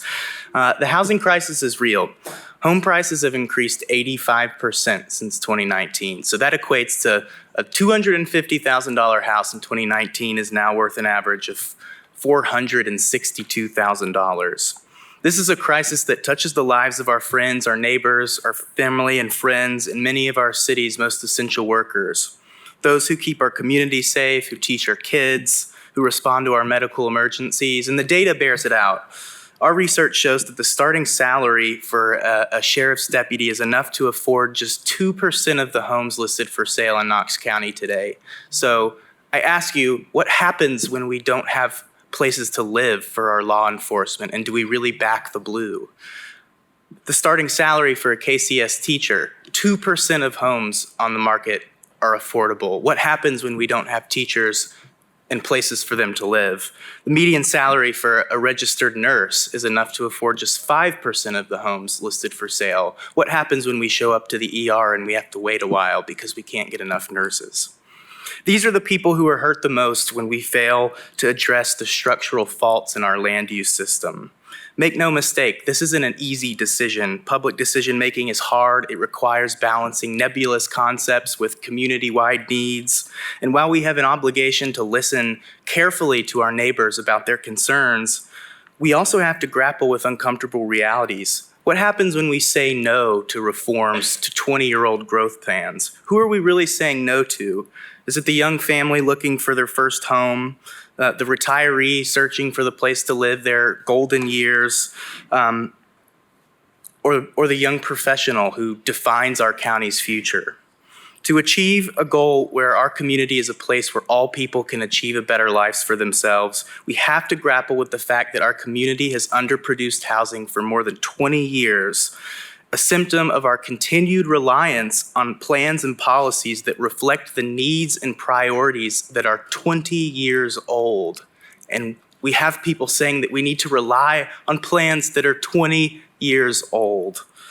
We can't forget the amendments before you represent a healthy compromise. We're reducing density in the vast majority of the rural areas, and this will be one time in my entire existence where you'll see me supporting something that is reducing density. And it also is addressing our housing needs by making sure that we're enabling development potentials in places where infrastructure already exists. And we also can't forget the fact that these amendments didn't just come out of nowhere. They are the product of months and months of hard work from our county staff and planning staff, and months of public input. For these reasons, our association asks that you vote to support these amendments as one of the many land use reforms that we have to make as a community if we want to continue to be an affordable place to live, whether it be our police officers, our first responders, or teachers. Thank you. Thank you.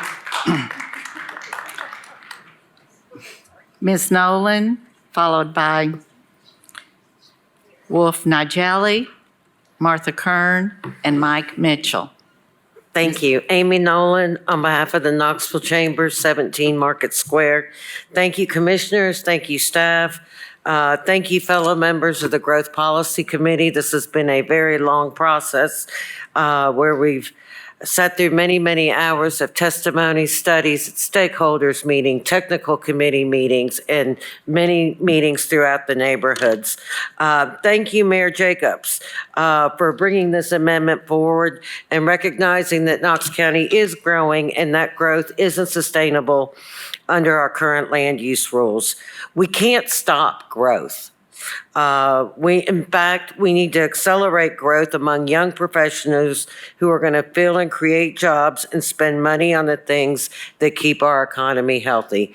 We are actually not growing like our peer cities for those individuals 25 to 50 years old who find themselves priced out of our market. For many of us, that is our children and our grandchildren. We cannot have a litmus test or build a wall around to keep newcomers out. If we could, even if we could, we would be left with a community where housing is increasingly unattainable for many people. Our current guidelines already create sprawling subdivision and in many cases consume valuable green space and farmland without the proper roads and commercial hubs to support them.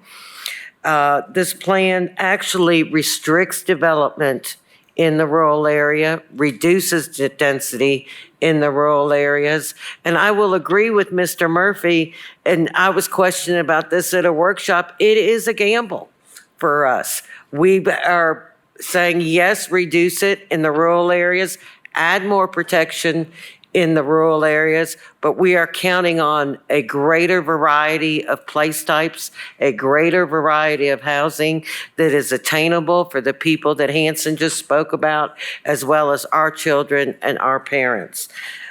Keeping to the status quo is estimated to result in an annual $2 million deficit for Knox County as infrastructure struggles to keep up with sprawl. The current plan would save the county $4.8 million, money that can be used to invest in infrastructure, keep property taxes low, create more parks, and better pay our county employees. Private property rights are a foundational principle of our organization.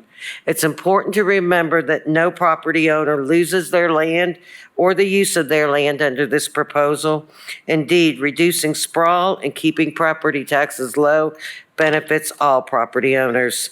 Tonight's vote is an important step to ensuring Knox County will grow with appropriate infrastructure, more variety in housing, and a cost that is not burdensome for taxpayers. Please vote yes tonight on the amendment. Thank you. Thank you. Mr. Nigeli, Martha Kern, Mike Mitchell, and Megan Howard. Yes, sir. Wolf Neckley, Knox County. I'm president of the Foundation for Global Sustainability, and I've lived in Cairns for 26 years. Thank you for giving us the opportunity to speak to you.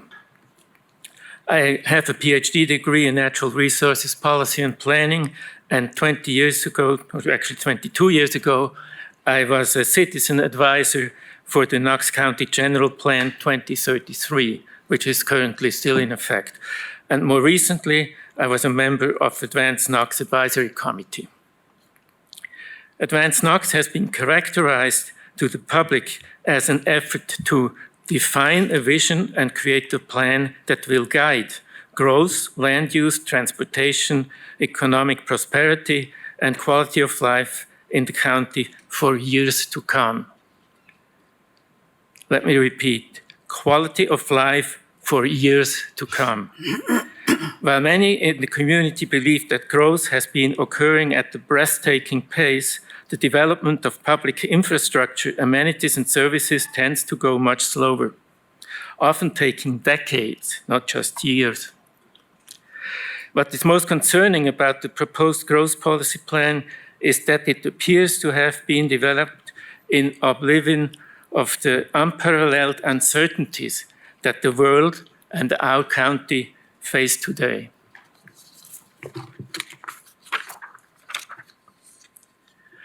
Warning signs are abounding that global warming may be headed to a 3-degree increase or beyond, instead of merely 1.5 to 2 degrees, as has been heavily debated in recent times.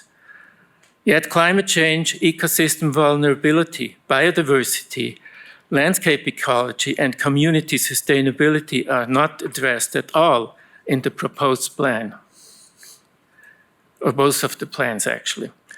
Also, Advanced Knox has failed to assess likely socioeconomic policy outcomes. That's a hallmark of good planning. Community resilience of natural hazards is mentioned merely in the context of public parks. How about assuring it for existing neighborhoods? How about determining what first responders will need? Heat alone can cause chronic illness and death from heat exhaustion, kidney damage, heart attack, or stroke, as pointed out by a recent Harvard study. Also, children suffering burns from stepping on hot balconies or touching items heated by the sun are increasingly common. ERs in Arizona and other southwestern areas have reported seeing adults too, who stumbled and fell on hot pavement, even presenting second-degree burns if they had passed out or could not get up immediately without help. Stewardship of good agricultural land and prime soils is somewhat an important topic that we owe future generation. It is something that for all practical purposes is irreversible. So I urge you that you consider your children, your grandchildren, and your grandchildren's grandchildren in making a decision, and we'll make sure that you understand what's missing in these plans. Thank you, sir. Thank you.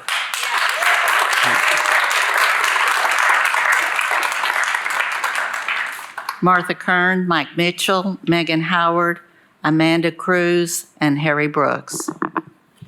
Martha Kern, Knox County. I'm Rutledge Pike, and I'm a farmer, and I know you all are working on tweaking the plan because for 20 years I've tried to tell you I'm not going to subdivide my farm, and I think I found out today it was taken off the plan as a subdivision.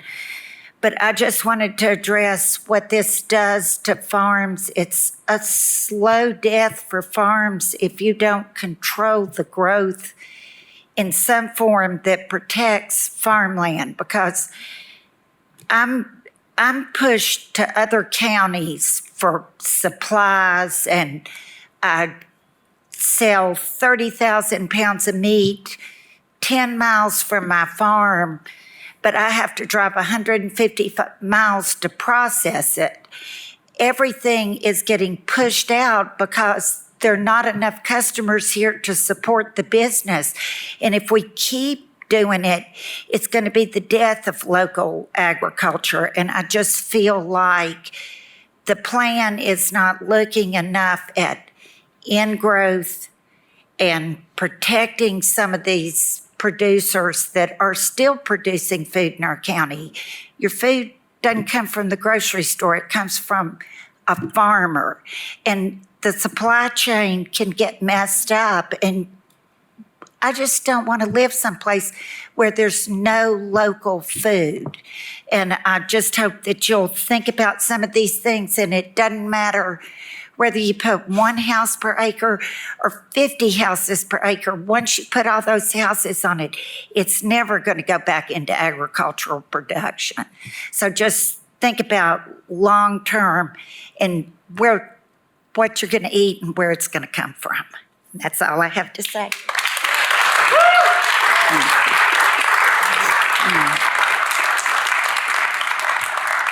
Mr. Mitchell? Good evening, Madam Chair, esteemed commissioners. My name is Mike Mitchell. I'm a Knox County resident.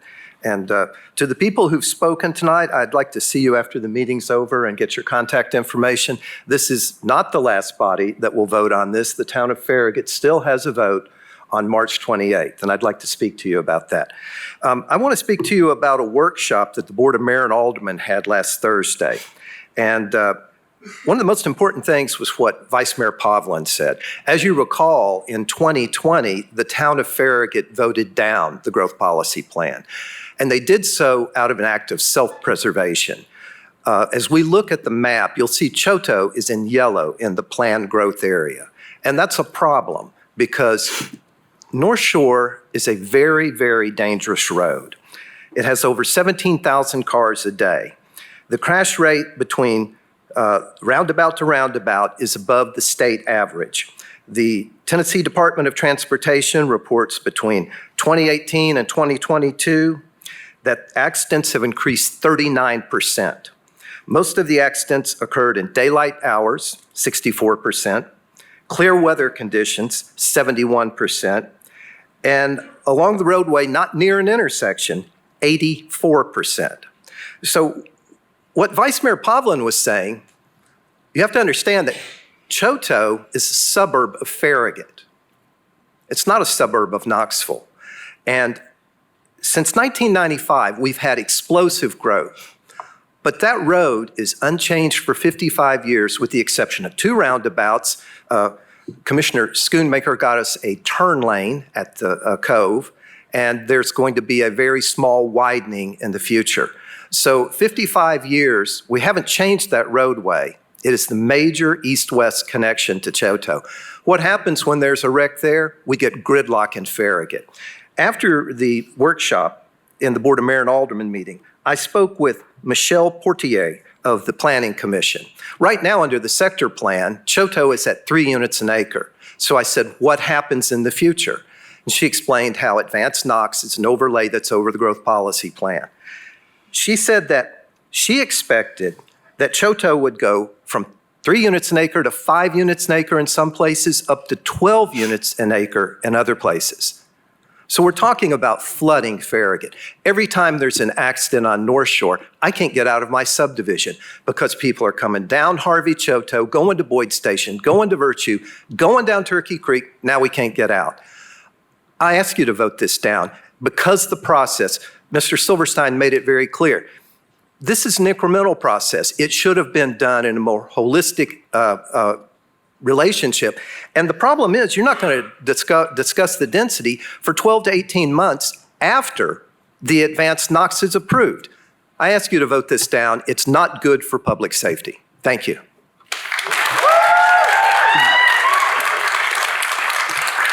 Thank you. Megan Howard. Hard to follow that. Megan Howard, Knox County.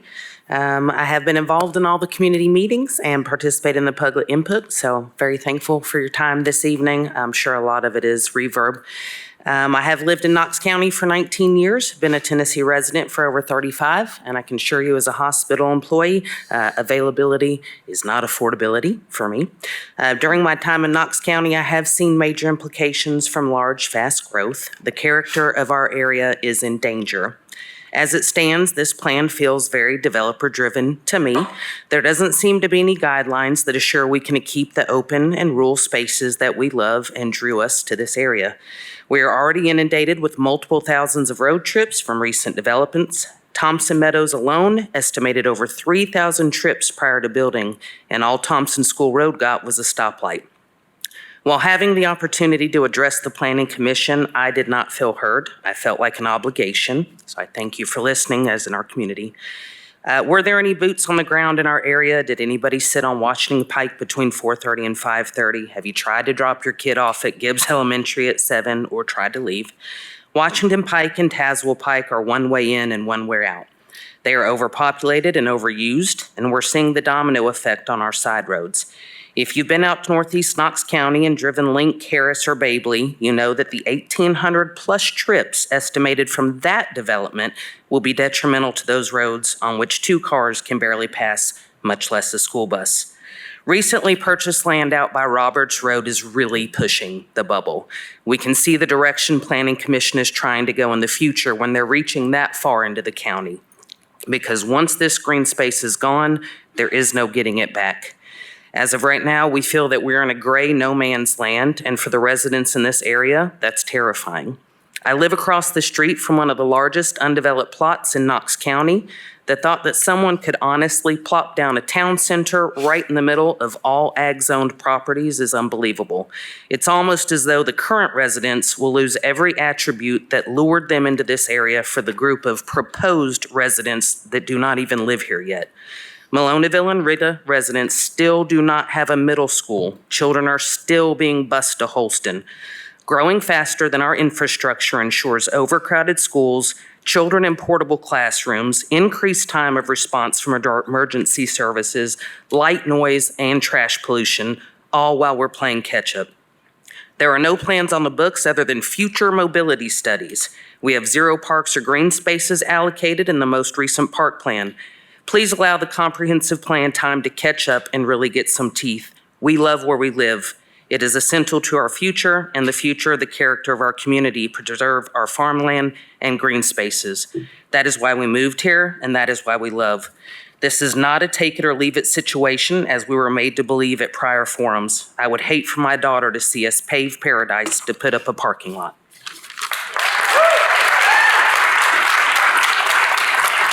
Amanda Cruz.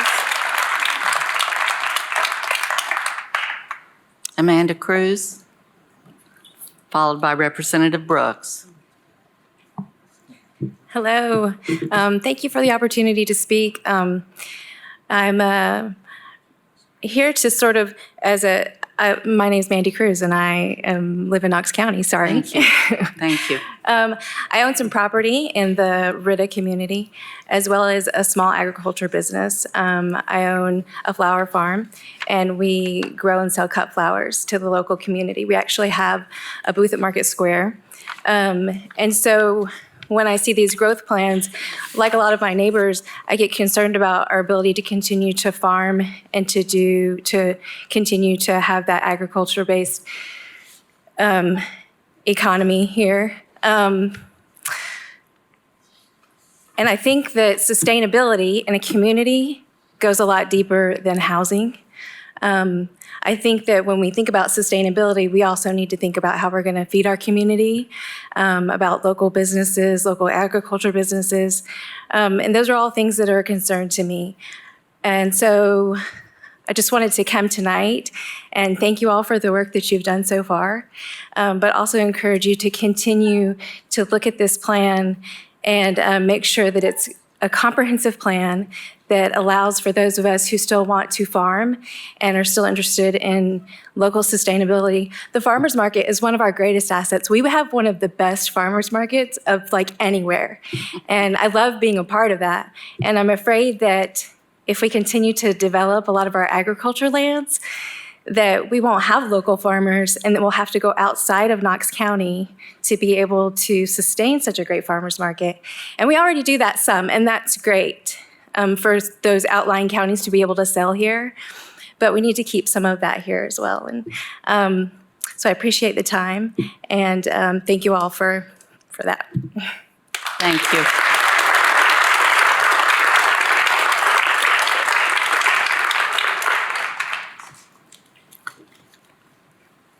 Representative Brooks, you have the floor for 3 minutes. Harry Brooks, 6600 Washington Pike. I want to thank you for taking this extraordinary amount of time to listen to us. While I'm not excited to live in the proposed urban growth zone, I realize that some growth is going to occur. The issue becomes, how do we grow? And the variables to be considered in making that decision. I'm a retired Knox County Sheriff's Department employee and was working there during the unprecedented growth in West Knox County and also in Hardin Valley. The growth process then was very poorly managed, resulting in many home burglaries, a significant increase, building material thefts, horrendous traffic problems. Do we want to see something like this occur with this plan? Plans on how we grow are critical. How we grow are critical. Washington Pike and Baby Road are parts of the area's ridge and valley system. Each valley has a major east-west road and a creek, which are prone to flooding in the valleys.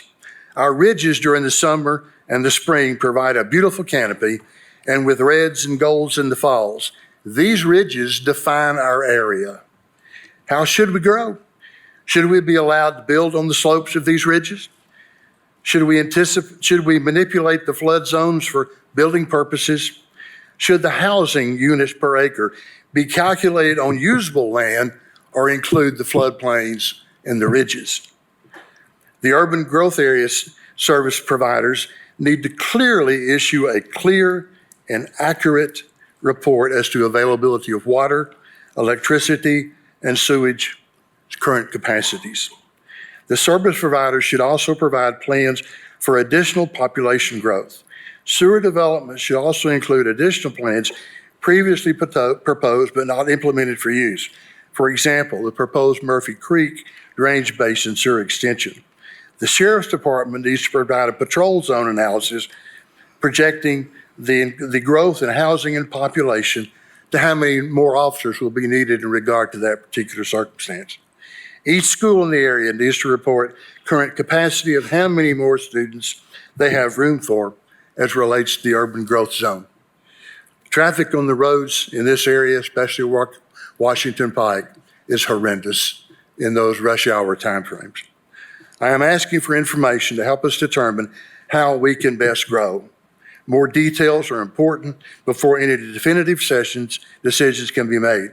Please allow more discussion for the specifics before we determine what is best for our community.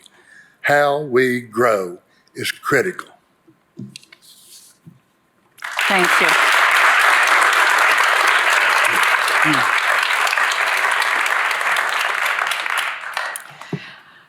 I really appreciate that you all have come out here and that you've sat and listened to everyone else speak. One announcement that I'm going to make that I don't believe our commissioners even know yet, that certainly speaks directly to the things that you have referred to, and that is the comprehensive plan and what needs to occur to have that tie with the growth plan that is on the agenda tonight for a vote. Regardless of the result of tonight's vote, I want you all to know, and I also want the commissioners to know, this has not been public noticed yet, but on March 21st at 2 o'clock, we will be having a workshop for the comprehensive plan, and it will be a workshop, commissioners and planning staff speaking with us directly. It'll be a great time for questions and comments to be made at that point also. Moving forward, if there are no objections from other commissioners, we are scheduled to start our zoning meeting at 7 o'clock. I do not really feel like there is time at this point in time to address all the comments that I'm sure commissioners have to make. Commissioners, I'm proposing that we recess this meeting and begin zoning at 7:10. And of course, after zoning, then we will re-adjourn we will come together and continue with this discussion. Do I see any objections to that plan? Seeing none, then we are recessed. Madam Chair, Yes. I just had a question. Thank you. Does this mean that we're going to come back to this after zoning?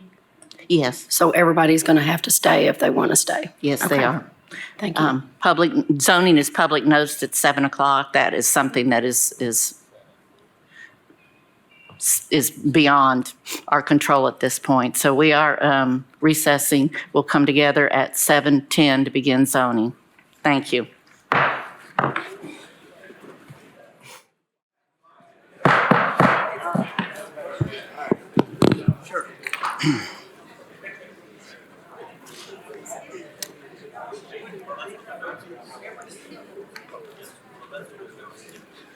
Does anyone know where? Oh, there he is. Thank you. Good evening. I know it's been a long evening for all of us. Appreciate you being here, and I am reconvening the meeting of Knox County Commission. We are on item number 37. If you would read that into the record. Madam Clerk, please. It's Resolution R-24-2-901, a resolution to amend the growth policy plan. All right. Do we have a motion and a second on this, please, so that we can begin discussion? Motion to approve. Motion by Daly, Second. second by Ward. Thank you. Is there any discussion? Commissioner Frazier. Thank you, Madam Chair. Thank you all for hanging with us. Truly, thank you for sticking around. We appreciate you. Also, I don't think it'll come as a surprise to any of my colleagues. I've got a lot to say on this topic. So please just bear with me, okay? Hang in there, guys, hang in there. I want to first thank the leadership team. And I've got pop-ups coming on. I want to first thank the leadership team for their work on this initiative. You've all been extremely receptive to me and my sometimes multiple daily calls and emails to you with lots of questions and suggestions. You were always receptive to me, and I appreciate that. I want to thank the mayor.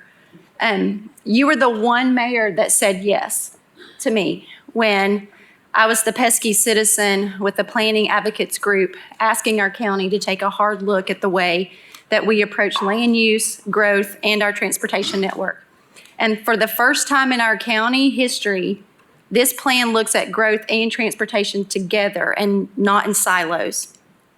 And that's really important to me. I also want to thank the planning advocates, especially Kevin Murphy.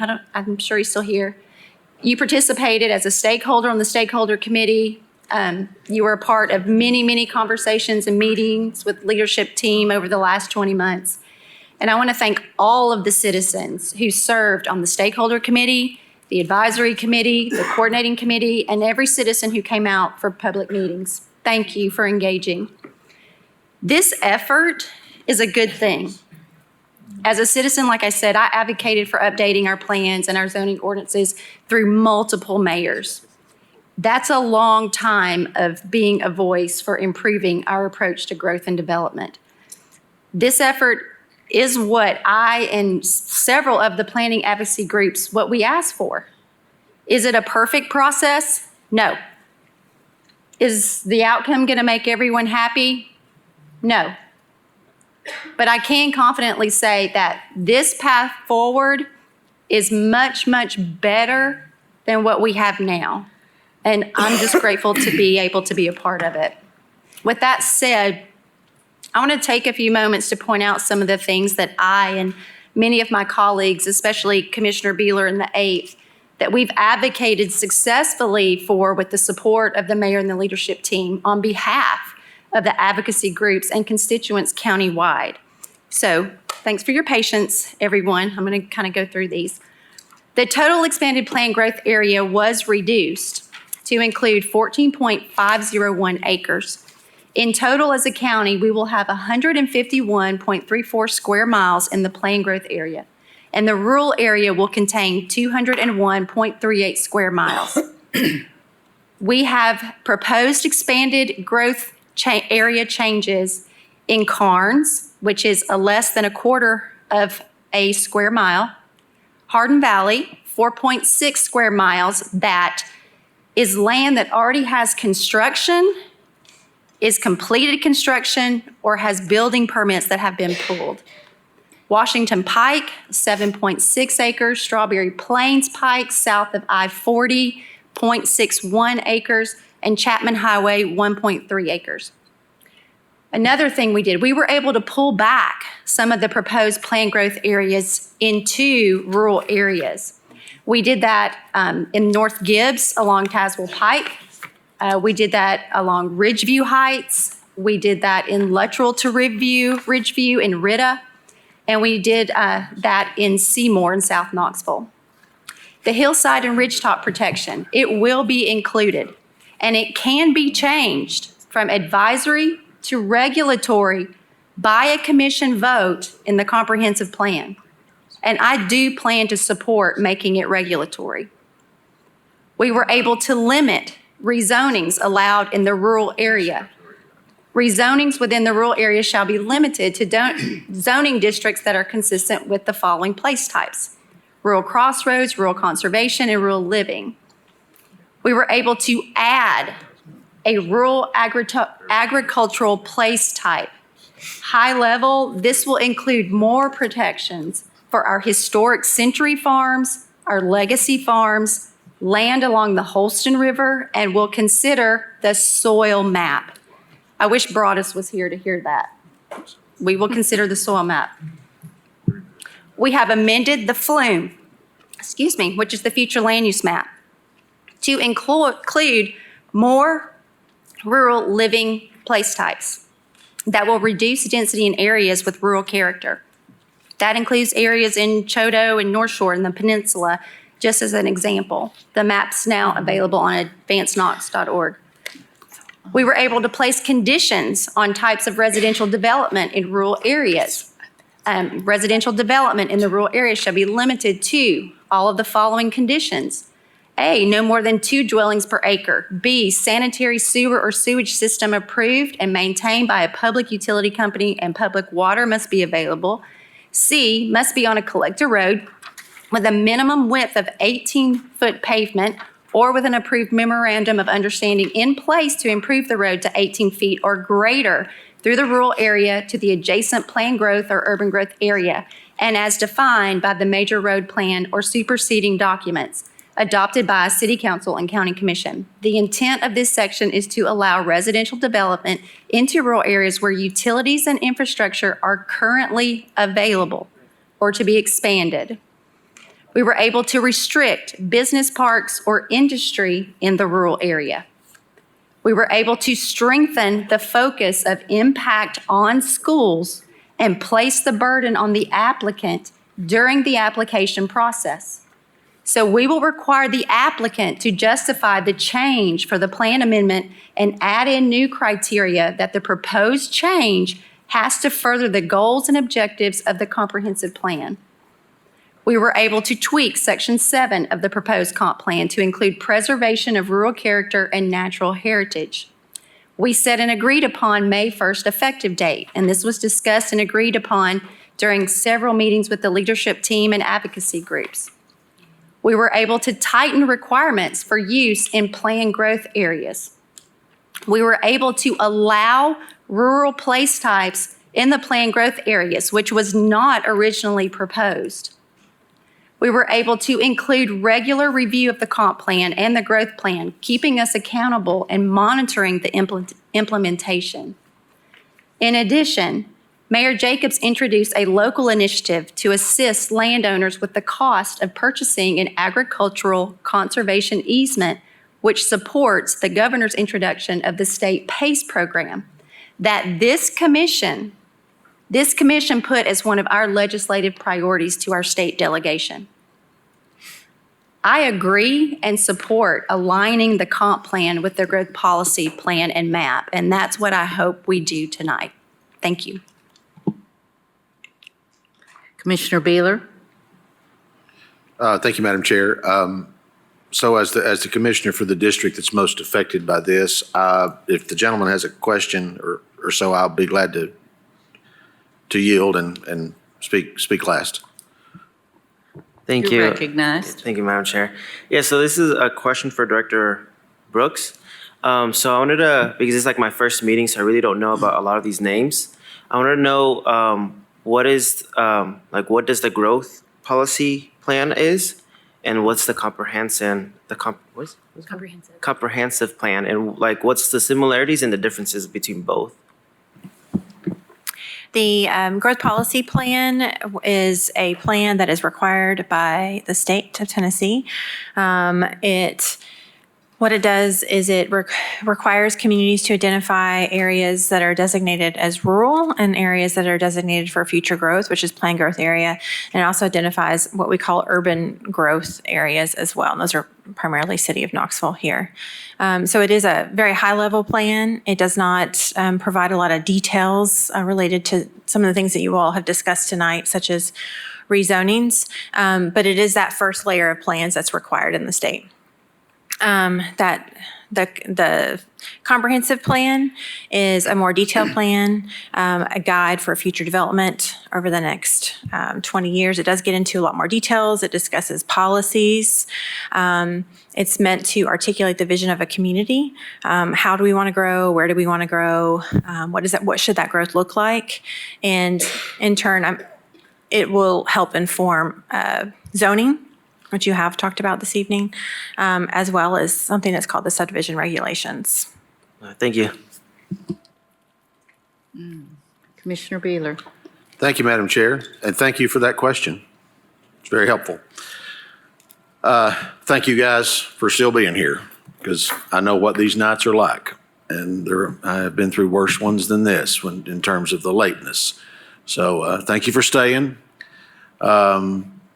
I do want to make a few comments. And by the way, thank you for being involved. I know Commissioner Frazier has already said this, but I want to say it again. You guys have called, you've emailed, you've texted, you've showed up, and you have moved the needle. And so I congratulate you for that. You have. You've represented our community and our district well. I say our community because I know most of you are from the Ritta, Gibbs, Coreyton area, which is where I'm from too. And I love where we live. I love where I live with all my heart. I've lived there 60 years, almost, and my family's lived there for over 200. And I never intend to live anywhere else. And until I die. And even after that, you can still come see me at the Graveston Cemetery, because that's where I'll be. I'm really blessed. You know, my brother and I have houses on the 21 acres that's left of our grandfather's farm. And that is 21 acres that will not be developed. And I do hope that many of my neighbors treat their land the same way. Now, here we are. We have a growth plan in front of us, or a growth policy plan amendment in front of us. Commissioner Frazier did a very eloquent job explaining how this process has worked and some of the really good things that have come out of this process. I am going to ask a few questions to Mr. Snowden and perhaps to Director Brooks. No offense, Kathy, you may have the answers. I don't know, but I'm asking these questions not to be combative at all. I'm asking these questions to get us to a place that's going to lead to the proposal I'm going to make, okay? Because I just think it's important that we understand. Commissioner Frazier made the comment very early on, what we have now is not good. And I just cannot emphasize that enough. And so I'm asking these questions to make sure we understand that and to get to where I'm headed. So, Mr. Snowden, Mandy, whoever, if I own a farm in what is going to be the expanded planned growth area along, let's say in the Washington Pike corridor, let's say I own a 50-acre farm and I decide that I need to develop that or sell it to somebody who's going to, and I ask for 3 units per acre, 150 homes. And it's in the new planned growth area and I got sewer and so forth. Could I make that application and possibly get that approved?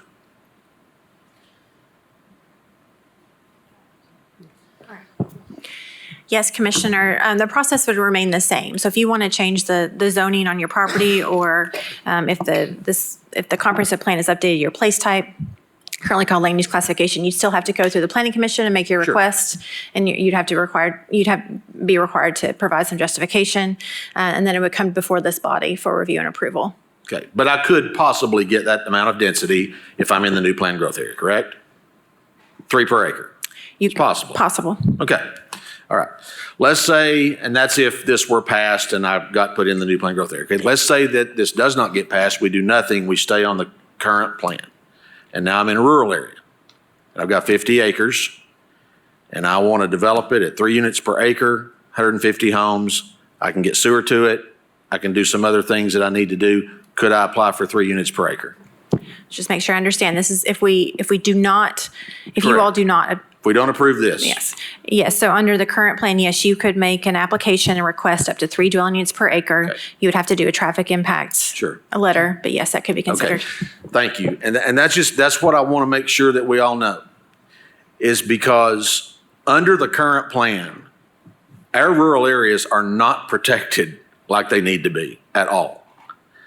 And my big concern is if we do nothing at all and we stay under this current plan that's 20 plus years old now for years to come, ultimately we could end up with 3 per acre subdivisions all the way to Granger County. We could. So that's why I believe the best path forward has to do with what Commissioner Frazier talked about, what several of the speakers talked about, and that is to move forward with a new plan, but a new plan that is undergirded and working in tandem with the right comprehensive plan that adds those guardrails and those protections for our farmland, our hillsides, our ridge tops, our rural landscapes, all the things Commissioner Frazier mentioned and that I know are important to us in Northeast Knox County, 8th District, Ritta, Gibbs, Corryton, and East Knox County as well. And so for that reason, this is what I'm proposing. And I'm looking to my colleagues and I'm really hoping that you guys will approve this. I'm going to offer a substitute motion that we approve the growth policy plan amendment resolution contingent upon approval of a new comprehensive plan and that they shall take effect concurrently. So they'll provide the proper standards and protections that we need for our rural areas. Second. We have a substitute motion on the floor with a second by Commissioner Frazier. Do we have some discussion on that? Commissioner Jay. Thank you, Madam Chair. Thank you, Mr. Beeler. And thank you, Ms. Frazier. I think you're taking a room full of ideas and starting to focus, which I think is very important. Can Mr. Snowden or Ms. Brooks, could you help us understand if the substitute motion of the approval contingent upon the comprehensive plan's approval, is that correct? Is that, okay, just making sure I understand. How that would affect the vote and the timing in the city of Knoxville, Farragut, and what would happen if the comprehensive plan wasn't approved and how that would affect sort of the ripple effect going backwards. Or Ms. Benedict, whoever. Even if you place the comprehensive plan contingent condition on it, it would still move to city council in the town of Farragut. And then the comprehensive plan would still go before planning commission in March, and then you guys would see it in March also. And then if that was approved, is there a timeline that it becomes effective? That all of these are trying to hit? We have to get the growth policy approved within 6 months of the first committee meeting based on state law. Which is? It would be May 27th. Okay.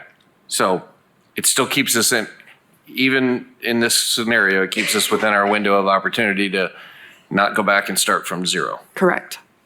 Okay. I have some other thoughts, but I'm going to come back. Thank you. Are there any other?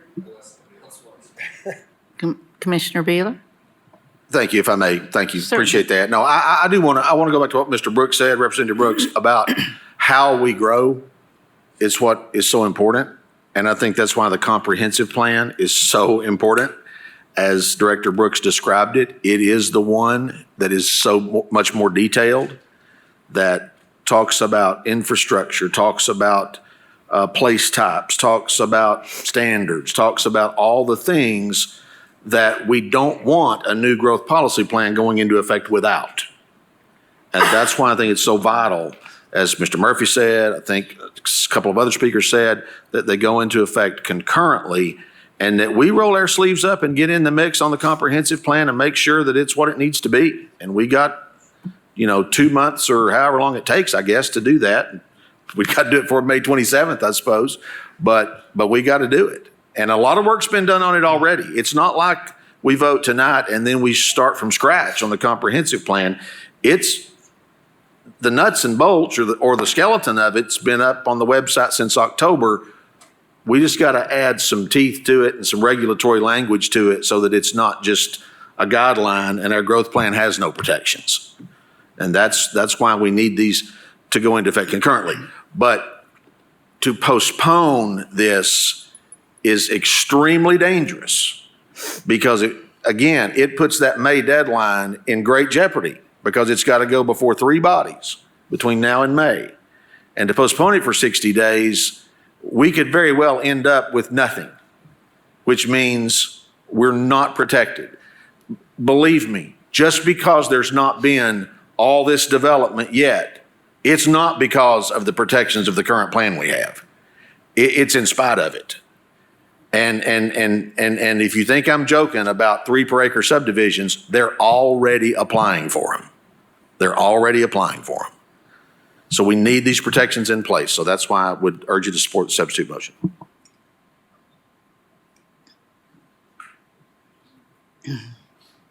Commissioner Jay.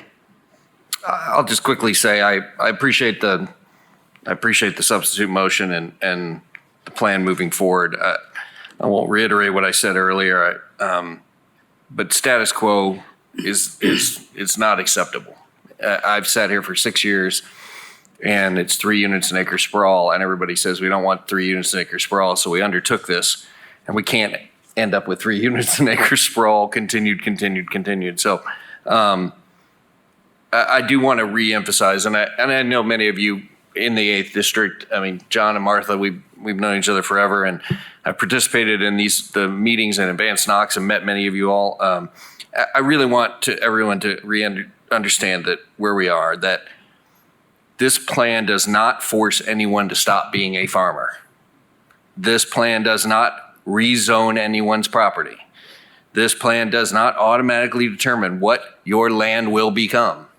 That is your right as a property owner. And if you want your land to be forever whatever you want it to be, there are many, many options for land conservation and trust and other things. There is nothing that is saying you have to stop doing what you're doing. But I hope everybody out there, and Mr. Brooks, I have great respect for you, and we've had many, many conversations about this, that we cannot sit still in this county and hope that things are going to figure themselves out without intentionality and without a plan and without a focus. It will never be, let us never, ever, ever let perfect be the enemy of good. We've got to keep working together on this. And you have I hope you see, you have a commission. You have 11 very, very invested commissioners. And well, we have a lot of invested junior commissioners now too, but like all of these binders, all of these books, all of this work, all of everything from the mayor and his team and engineering and us, there's nobody that's not working hard on this every single day to try to focus on it and continue to work on it. There's nobody sitting up here, hoping it all figures itself out. And so you have a good working set of ears. I appreciate it. I'm happy to support the substitute motion. I appreciate the opportunity to keep moving things forward. Seeing no other lights, we have a substitute motion on the floor made by Commissioner Beeler, seconded by Commissioner Frazier to approve the growth plan contingent upon approval of the comprehensive plan and that they would both be enacted simultaneously. All those in favor? Aye. Any opposed? Motion carries. Thank you. Is there any other business to be brought before commission tonight? Seeing none, we are adjourned. Ms. Brooks.